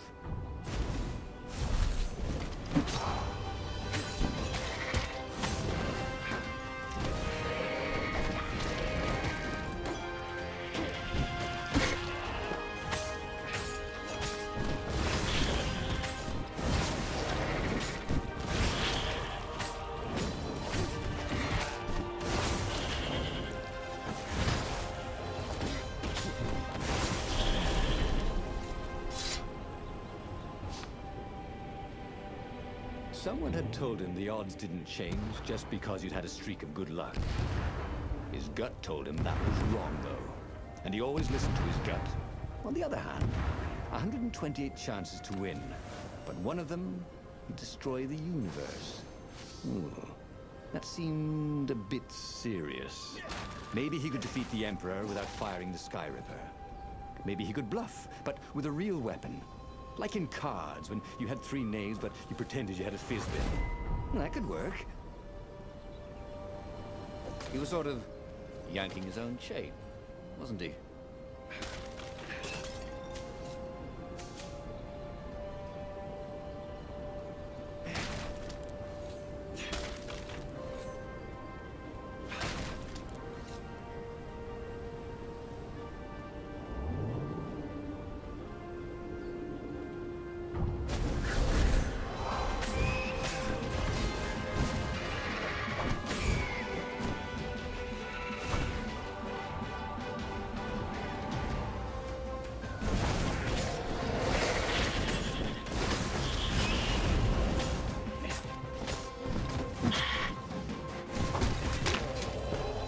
One small step for a fox, he thought.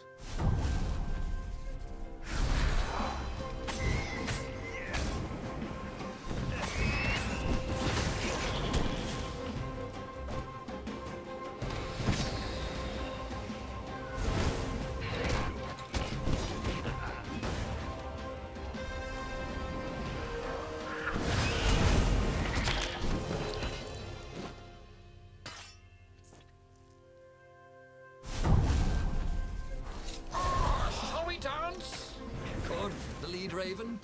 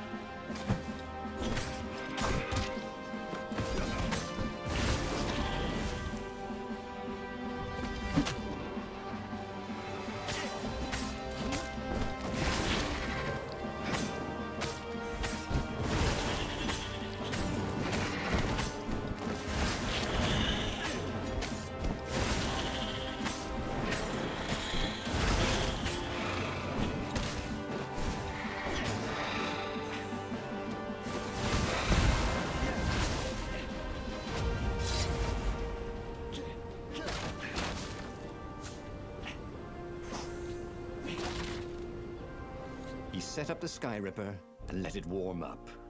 He would bluff if he had to. Zenobia came out, flanked by a very daunting platoon of ravens. You won't actually use that, she said in that annoying, I know everything because I'm a cat and you know nothing because you're just a fox voice she had. Or I know the odds. Good, because there's a real chance you could destroy the universe. No, not the first time I use it. The odds are too low. What? No? Yeah, sure. The first time, the odds are practically nothing. They only go up if I use it a bunch more times. No, but that's not how odds work. Didn't you pay attention in class? Now surrender, or I'll use it. Just once, he said. Don't. He felt sure the odds were with him. You have to go with his gut. That's what heroes do. Fire, he said. Please? The Sky Ripper fired. With a tremendous whoosh, the Emperor's flagship went up in flames. It was awesome. And then he noticed there was a hole in the air. A blackness, like a tear in a parchment. Wind was blowing into it, widening it. It grew larger, and even larger. Crates fell upwards into it, and the world itself seemed bent, like the reflection on a curved mirror, as it poured into the ravenous hole. Ah, 1 in 128. What are the odds? Thought Reynardo, and then everything fell into the hole and was gone. Reynardo stared at the book. He was still alive. Again. And still only flying away from burning Ubar. Had he lived that adventure? Or only dreamt it? Had he really died? It felt so real, not like a dream at all. And he'd lost again. Oh, he hated that. But he had made different choices. And he'd lost in a different way. It was the book, wasn't it? Oracles showed you your destiny. But this was showing him different ways he could die miserably. Thanks a bunch, book, he thought. But these were destinies that he did not have to fulfill. But he'd learned another true thing. The core was powerful, but dangerous if used improperly.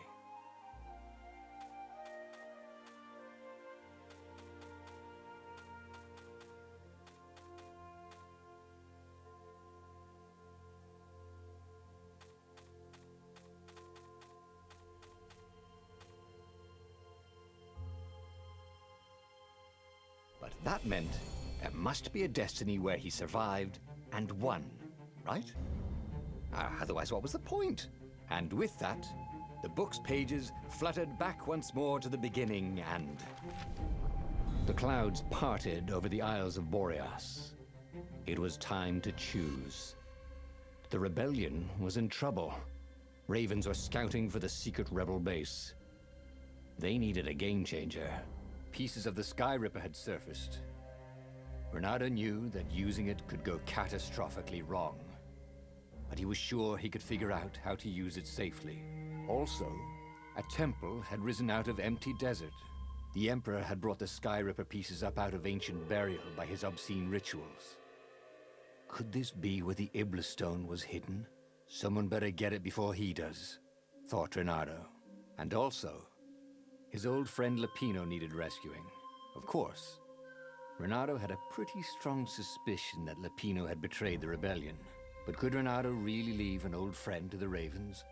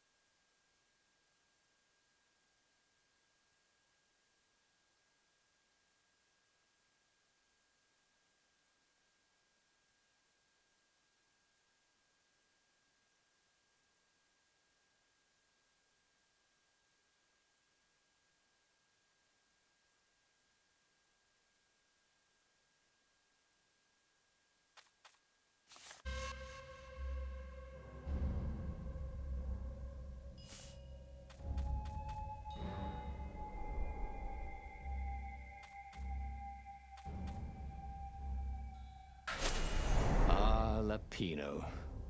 Apparently, the mad rabbit had sold a Pegasus that he did not exactly own. Lupino always wiggled out of trouble, given time. But he was out of time.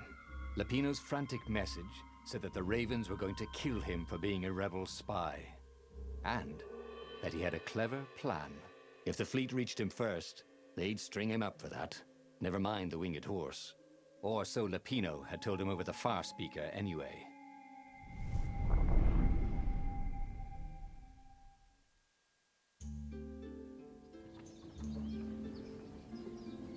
Lupino had apparently managed to confuse the judge by arguing that he hadn't actually stolen the winged horse. He'd only sold it. But wait, where was the prison? The village was empty. Had everybody fled the Ravens?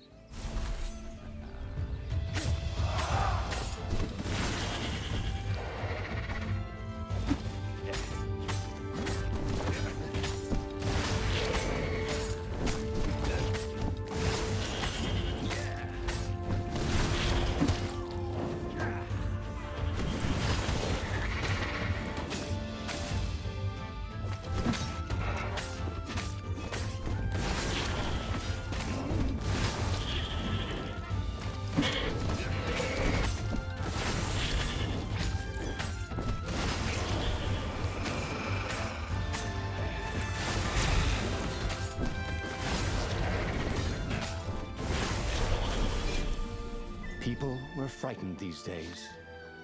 Just 2 weeks past, Renardo had sneaked through an empty town and listened to the Ravens caw about the Emperor's new taste in ritual sacrifice.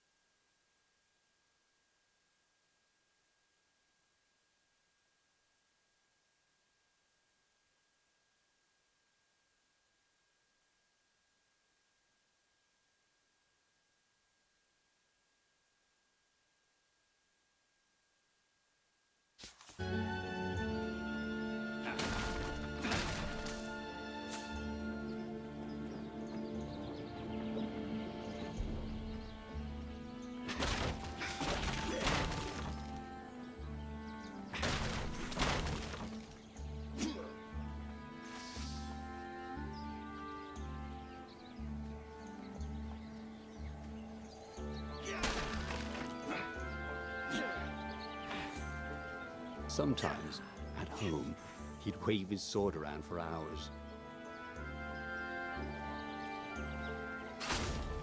Renardo looked around the empty village and reflected. The Sky Ripper had turned out to be far too dangerous to be used. Time to turn to what he knew best.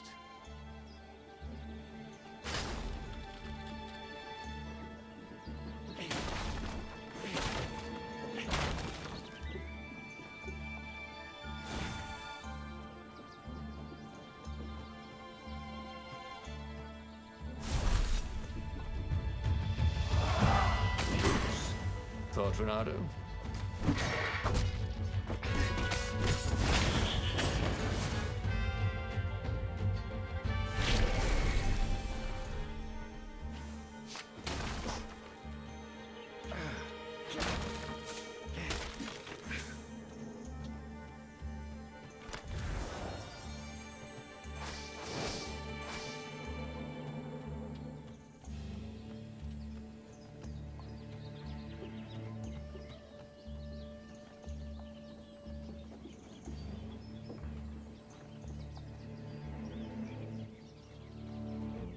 Smashing things was fun.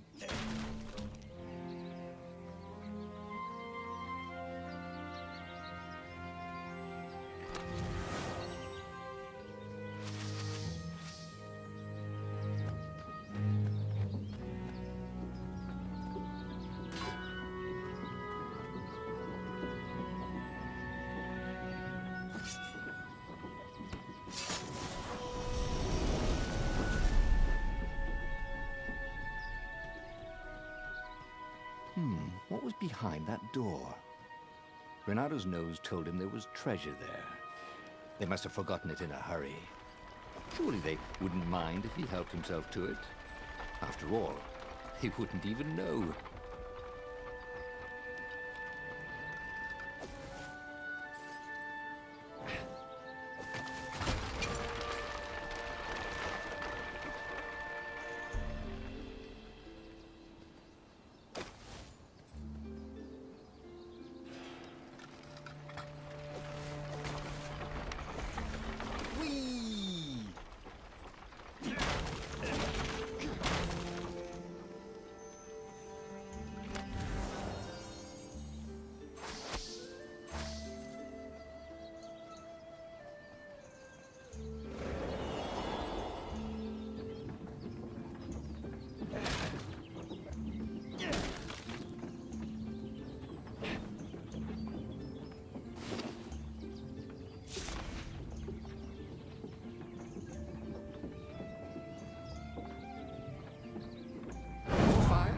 Yes, please.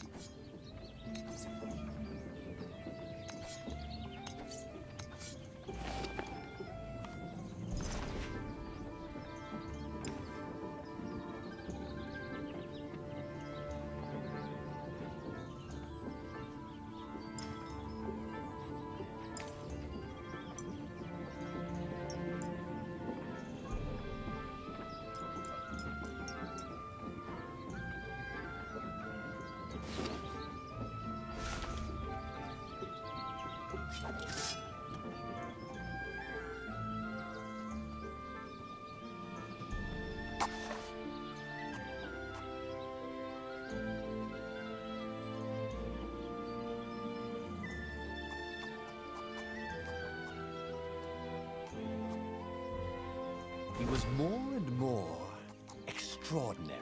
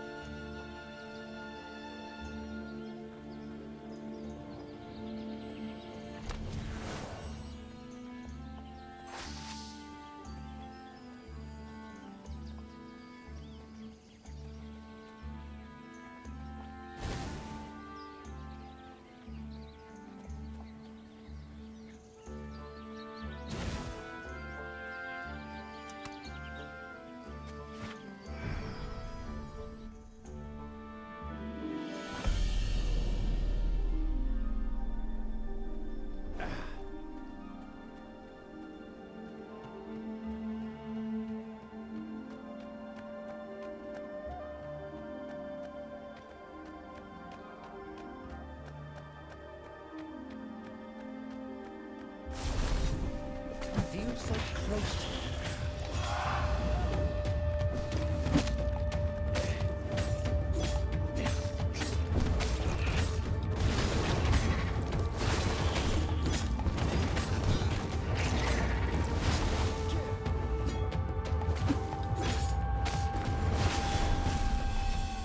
Ravens were landing everywhere. The advance guard. He'd better get moving. If they got to Lupino first, they'd eat him for breakfast. Or a snack. Ravens weren't picky. If they got hungry, they sometimes forgot to interrogate their prisoners. Even top spies like Lupino. Well, unless he really was a traitor, obviously. Then they'd probably pin a medal on his chest.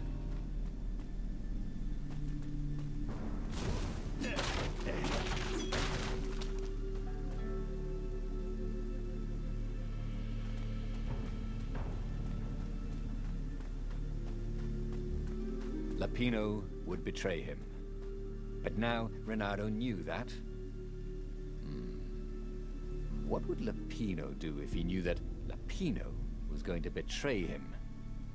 Well, he'd concoct some crazy scheme, wouldn't he? That used Lupino's betrayal against him and it would blow up in his face. Yeah. Maybe he was overthinking this. Well, that would be a first.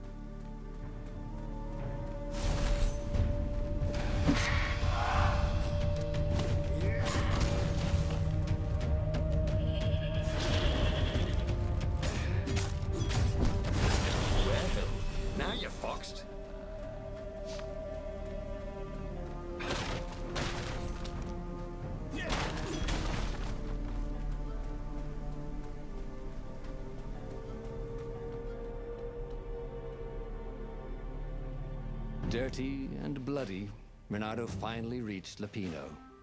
The rabbit was practicing his shuffle. Renato recognized the cards. It was Lapino's favorite deck. Oh, I thought you were in danger. I am! The ravens are coming. Oh, the prison thing. Right, yeah, we see this guard owed me 53 ducats, so we made a deal. They're very reasonable people, actually, for weasels. Now, I got a brilliant plan to kidnap Zenobia. We capture Zenobia, we find out what she knows, and that's the whole war right there. Easy peasy, lemon squeezy. Capture the Emperor's greatest general, who also happened to be a deadly sorcerer and, oh, his only daughter? That would be worth it. On the other hand, he could still get to the core of the Sky Ripper, even if he couldn't get the whole thing. It must have great power.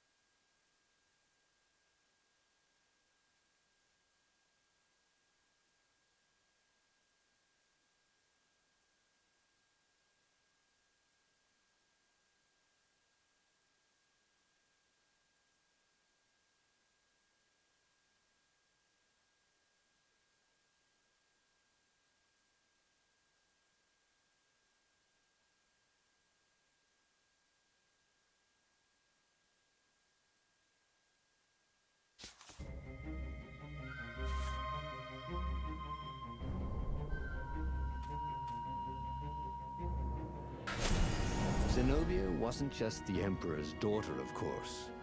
She'd been Renato's best friend in Sword Fu school. And you're still mad for her, the rabbit reminded him. They'd been close.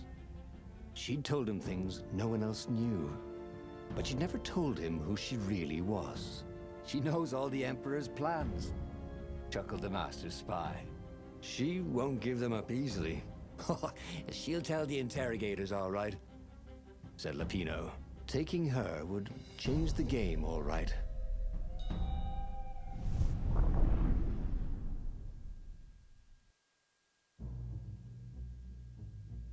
The city was already under Zenobia's control. I had to admire her efficiency. Renato shivered at the thought of Zenobia at the mercy of the interrogators. Could he really turn her over to them? But this was war. It wasn't meant to be pretty.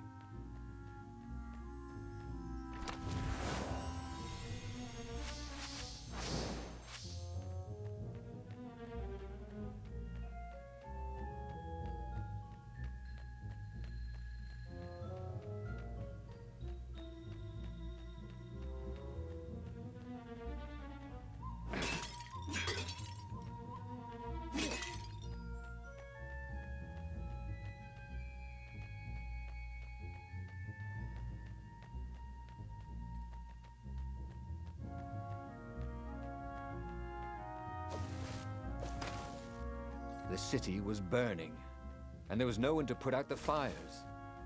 If somehow Zenobia survived her father and inherited his crown, what sort of empire would she be heir to? But he couldn't think about that, could he?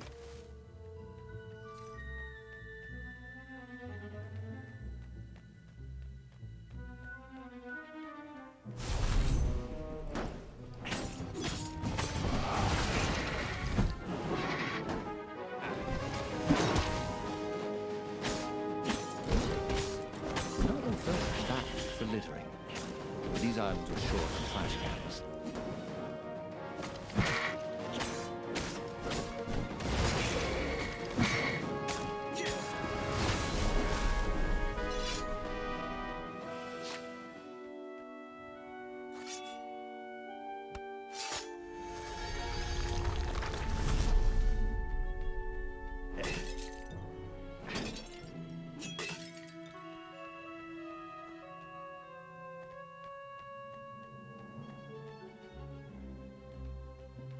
I need more materials, thought Renato.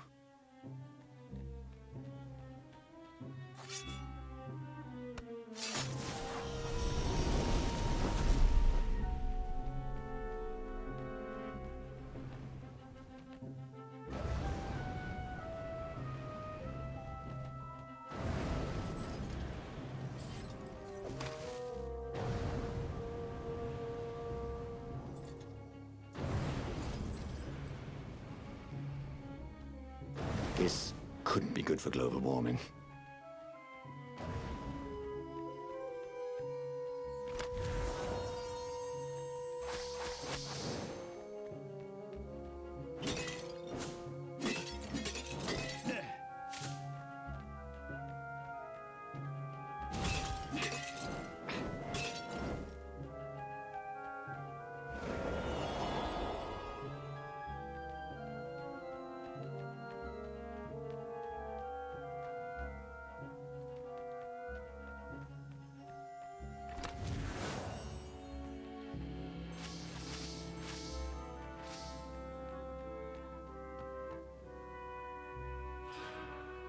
Why was Lupino urging him to capture Zenobia? Obviously it was a trap. But you never knew how Lupino thought. Sometimes his plans were so convoluted they did the exact opposite to what Lupino wanted. And there must be some way to play on that, Renato thought.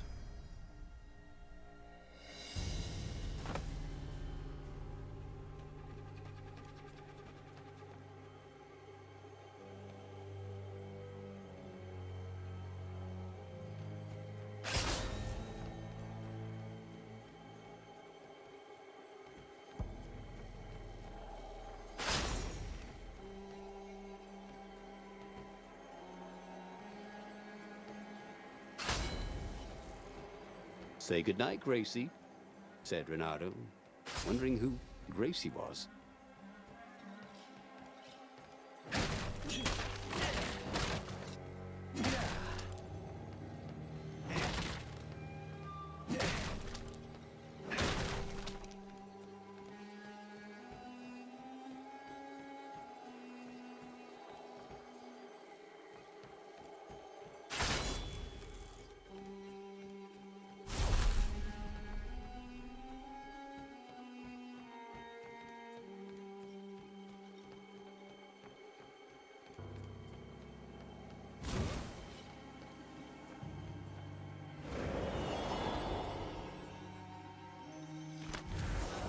There were a lot of shiny, smooth, curved with leather, buckles, and kind of smelled, You know what? Never mind. Yes, there was also ore and other useful stuff. Let's focus on that, shall we? So, what's this plan of yours? Use me as bait, said Lupino. And he outlined a slightly complicated plan that involved geese, a net, setting the Farfair a little bit on fire, Lupino dressing as an old blind toad, and Renato hiding inside a monstrous watermelon. What could possibly go wrong? Thought Renato.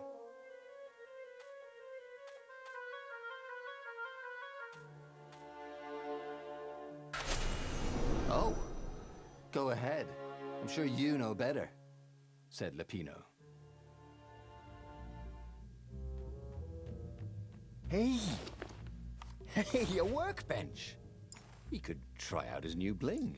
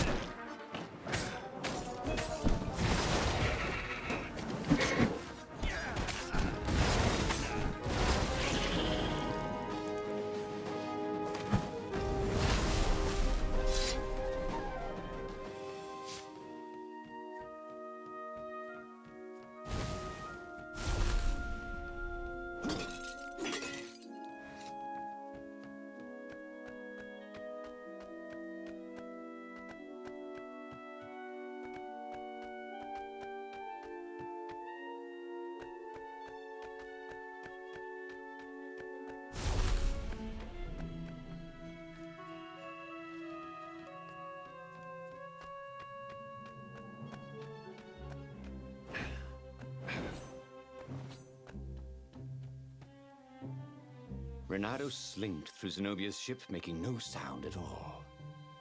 Where were her guards? Finally, he reached her bedroom. She was curled up on her bed. Oh, he'd forgotten how beautiful she was. How sleek. How soft. He tapped her on the shoulder with his sword. She became smoke. And he noticed he had a blade to his throat. Stay a while. Heard a familiar voice. Did you really think you could capture me? Zenobia said as her ship lifted off. Now I just wanted some privacy. Renato said, did you ever wonder why the Emperor adopted you? And he told her why. His Imperial Majesty wanted to bring the lost gods back.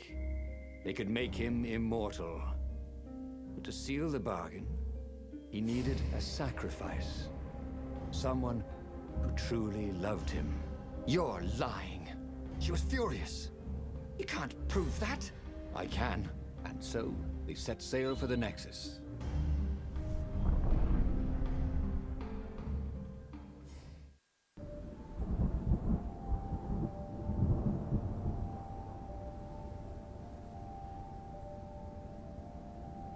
The scientists at the observatory have resurrected one of his victims.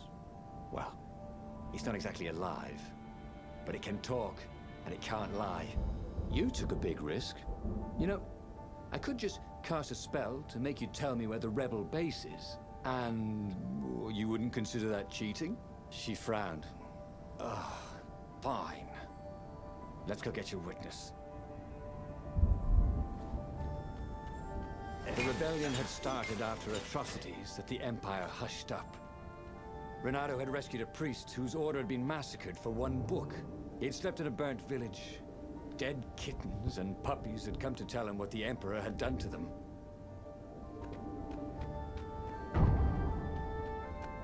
It wasn't his fault. They looked so breakable.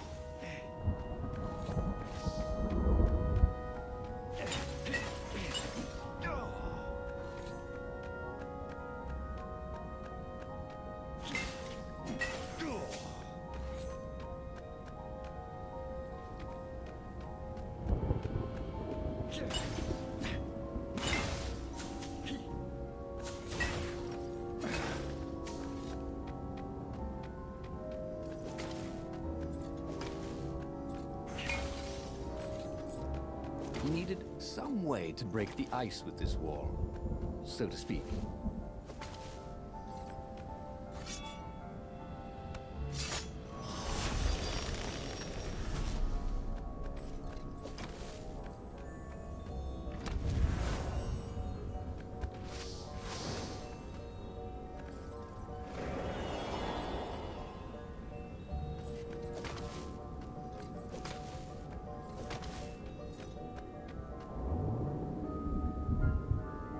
Good thing Renato didn't have vertigo.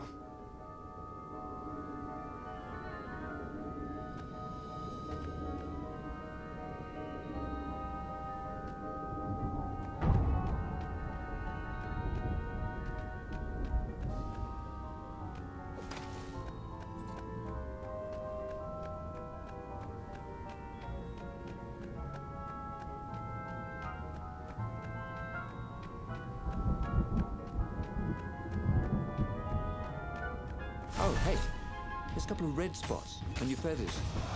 Oh, wait, not yet.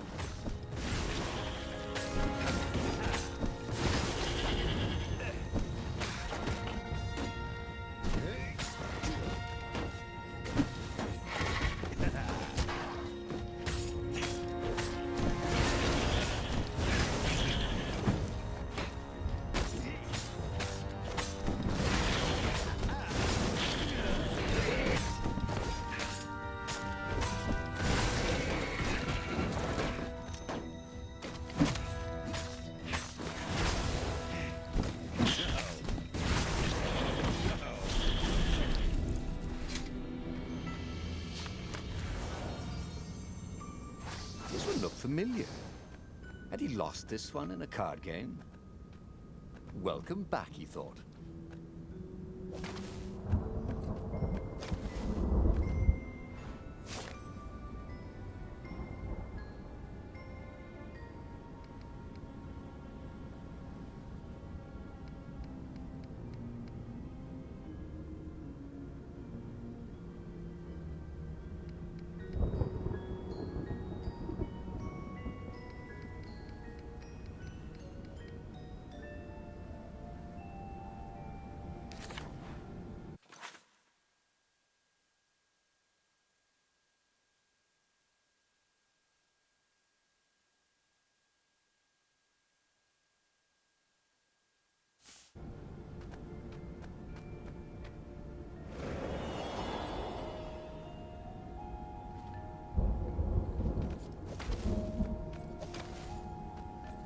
Once you try it, you're hooked.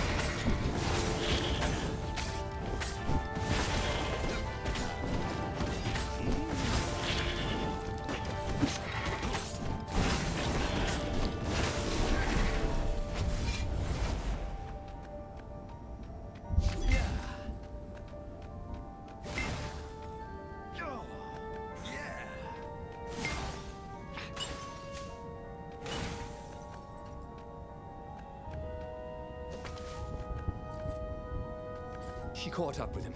Don't you think I'd know if my father started practicing black magic? Why? Would you want to join in? Oh, no, I'd destroy his books and... All right, I suppose I wouldn't. She stopped, troubled. He ran on.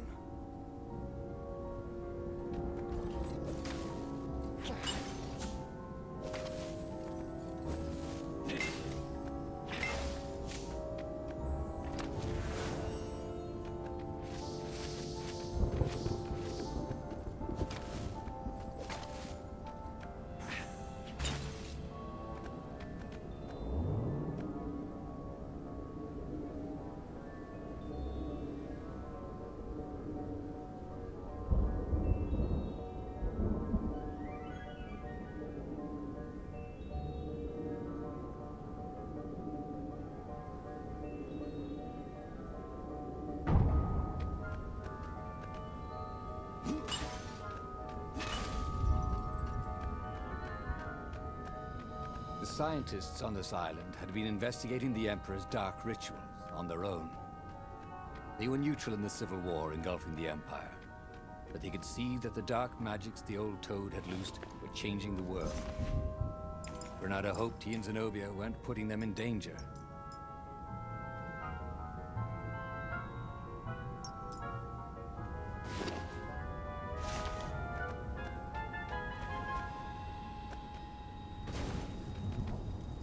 There was a sign. Take the goat across first.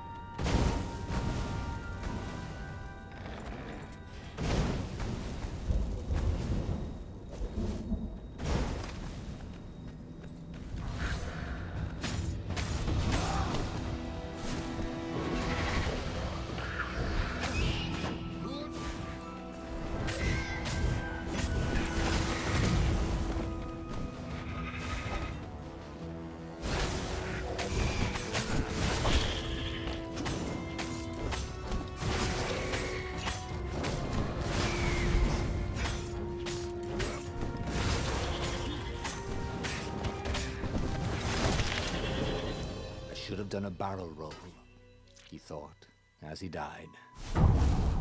Yeah!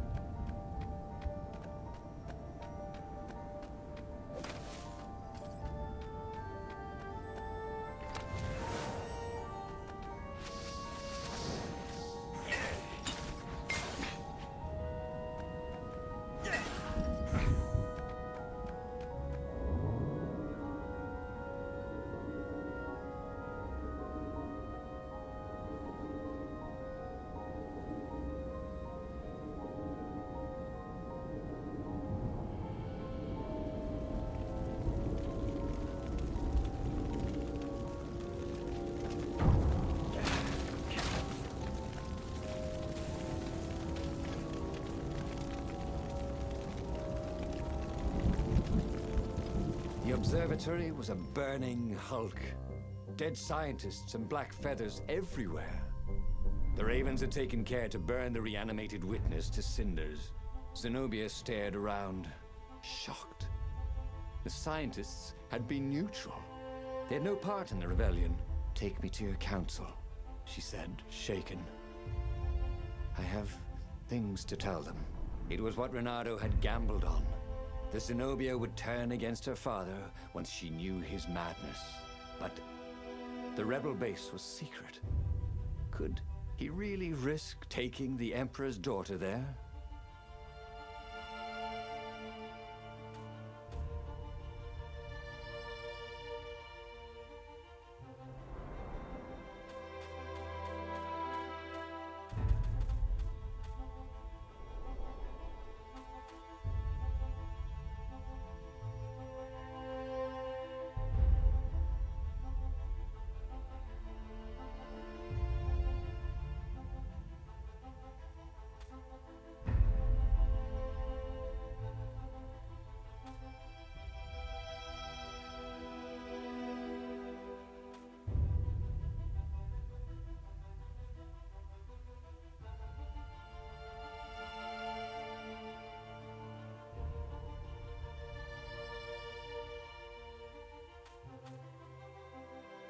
Renato reached Lapino by Farspeaker Toad, the one creature the Ravens had left alive at the observatory.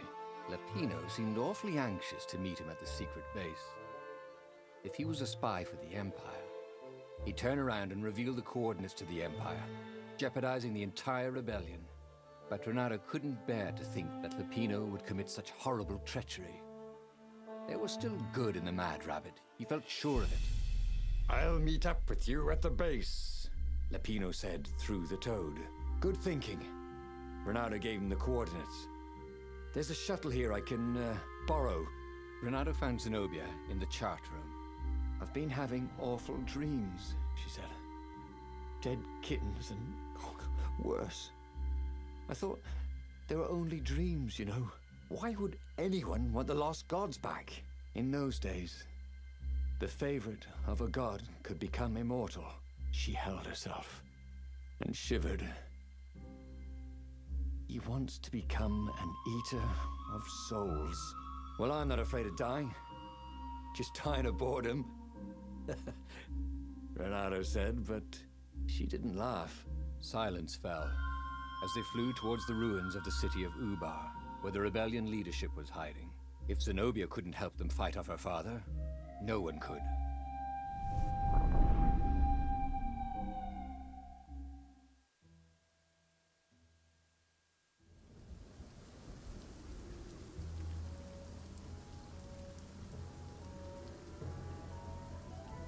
As they touched the ground, he could smell the ravens and hear their hungry caws in the distance. They're probably looking for me, she said. You go on ahead. She had that fiery look in her eyes that he'd always loved. It was a bit odd, though. How easy she'd been to convince. It was what he'd gambled on, but he'd expected more of an argument. She'd always loved to argue. She considered it the fastest way to the truth. Maybe she'd long suspected the truth. Sometimes all it took was taking the bandages from your eyes. That must be it, he told himself.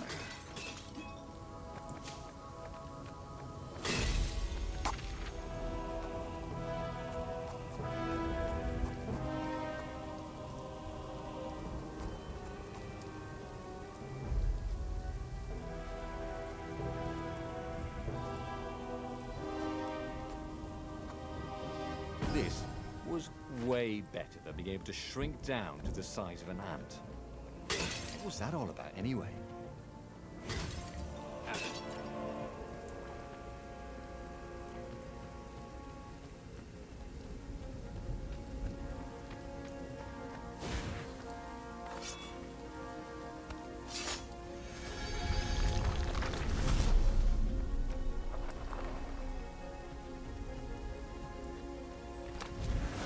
There was a cat in this one, and something useful.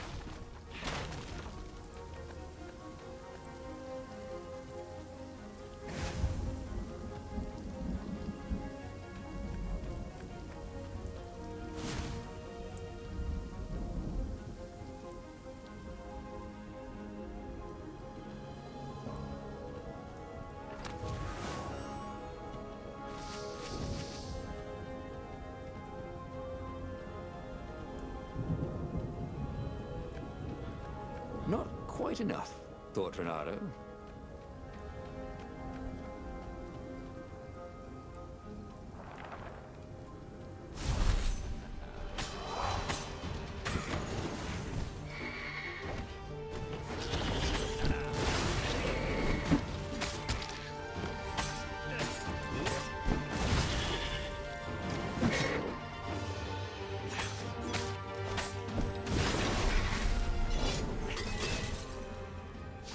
They caught their breath under a ruined arch. It's beautiful, she said.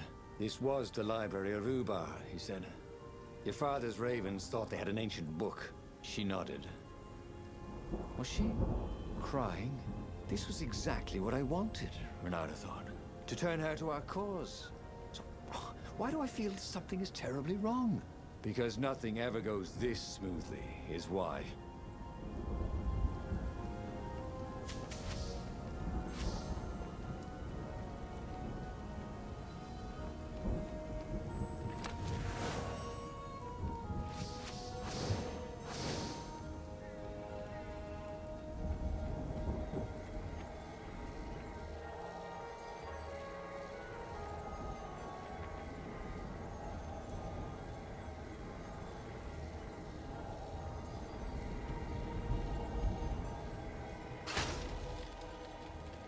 Well, the eyes have had it.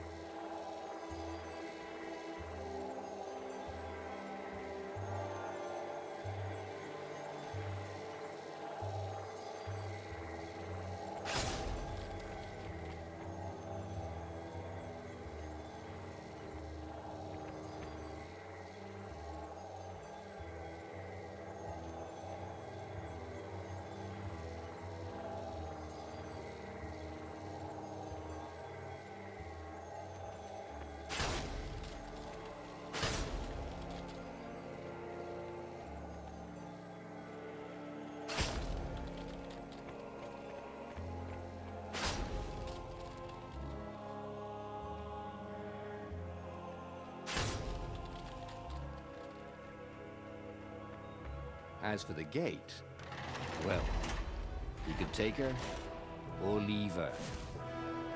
Sorry, it's best I could do.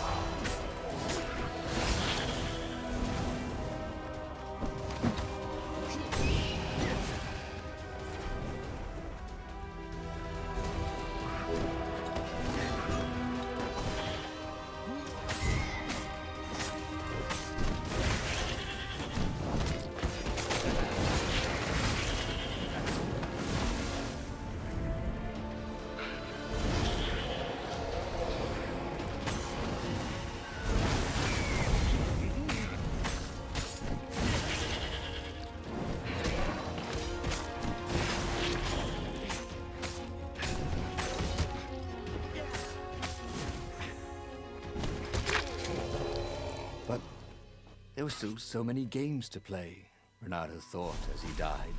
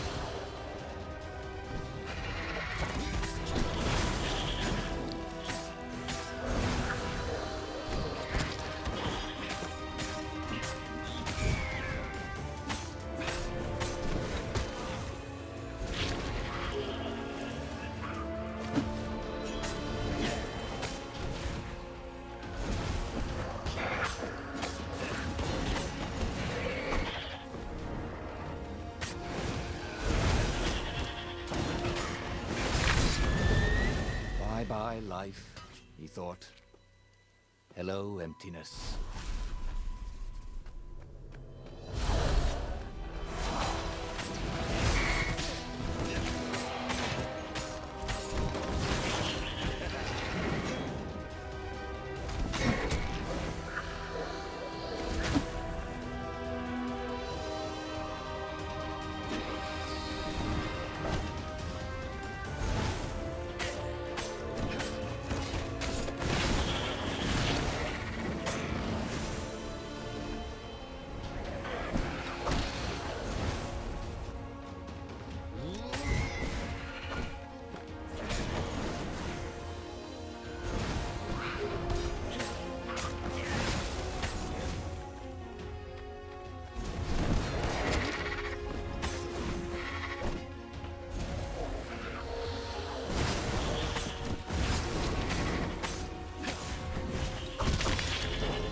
There was a radiance at the end of a long, dark tunnel.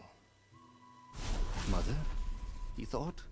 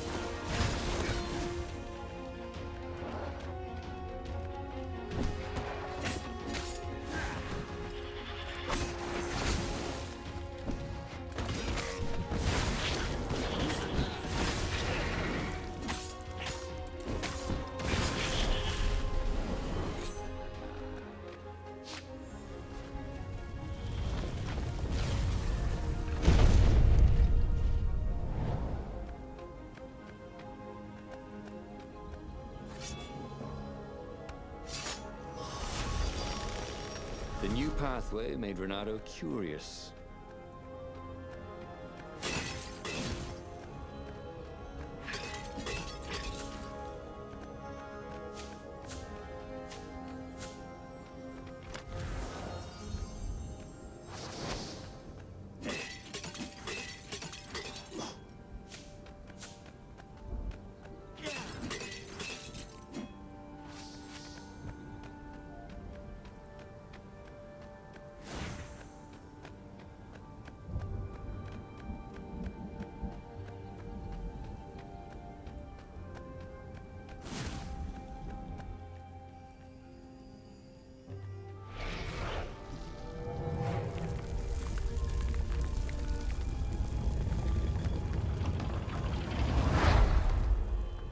Council toads swarmed around Zenobia, shocked she was there, shocked she had changed sides. Then, the walls exploded. He heard toads croaking, "Oh, the ravens!" Blackbirds were pouring through holes everywhere. "It's a trap!" cried the council speaker. In the confusion, he saw flashes of magic. Then Zenobia being hustled off by Imperial troops. So... she had betrayed him after all. Renato ran for his ship. The Farfarer flew into the clouds, barely losing the Imperial ravens pursuing him. The rebellion was lost, and he had lost it. There was nothing to do but find Zenobia and make her pay for her treachery. Oh, his heart ached. He still loved her. But he had trusted her, and he had been a fool. She would be back at the fleet, gloating with her mad, bloodthirsty father. For all Renato knew, she was helping him bring back the old, lost gods back from their exile.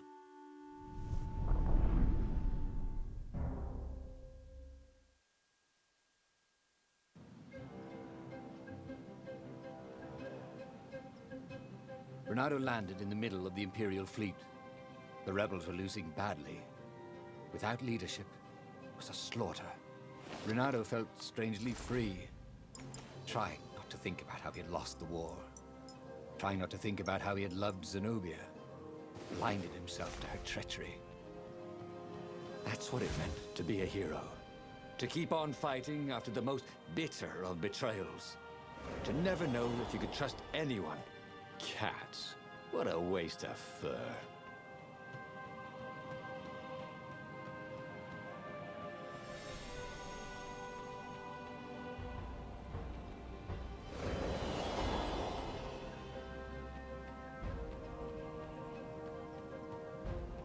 What else could you hook?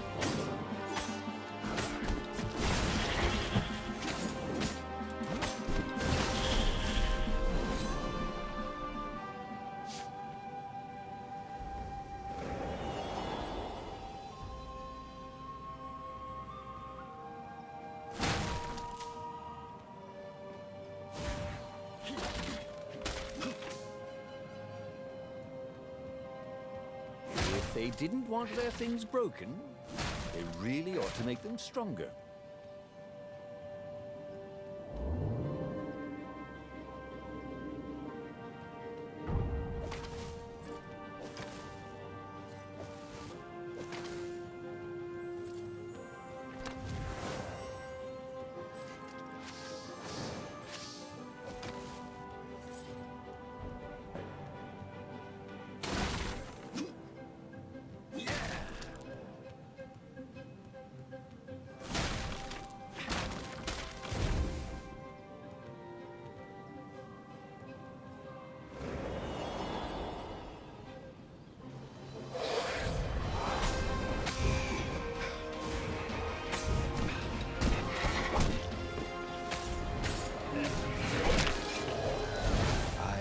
Go, he thought.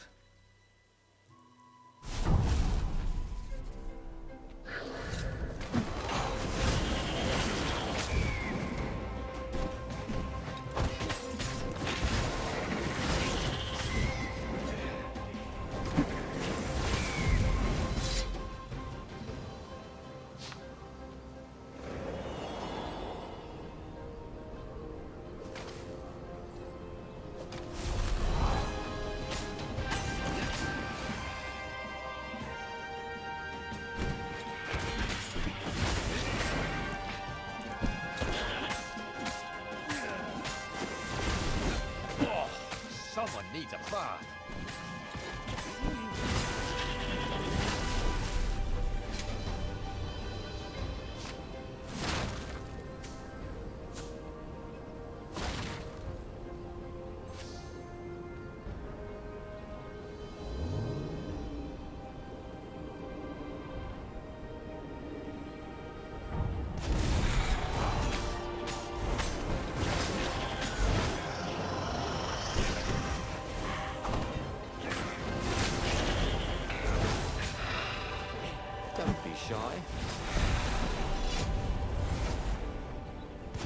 What had happened to Lupino?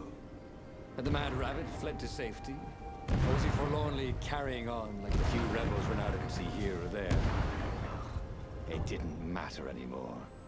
All there was slash and spin, parry and lunge, over and over as he fought his way across the fleet. All there was finding the girl he'd once loved, who had used his love against him and putting as big a hole in her heart as she'd left in his.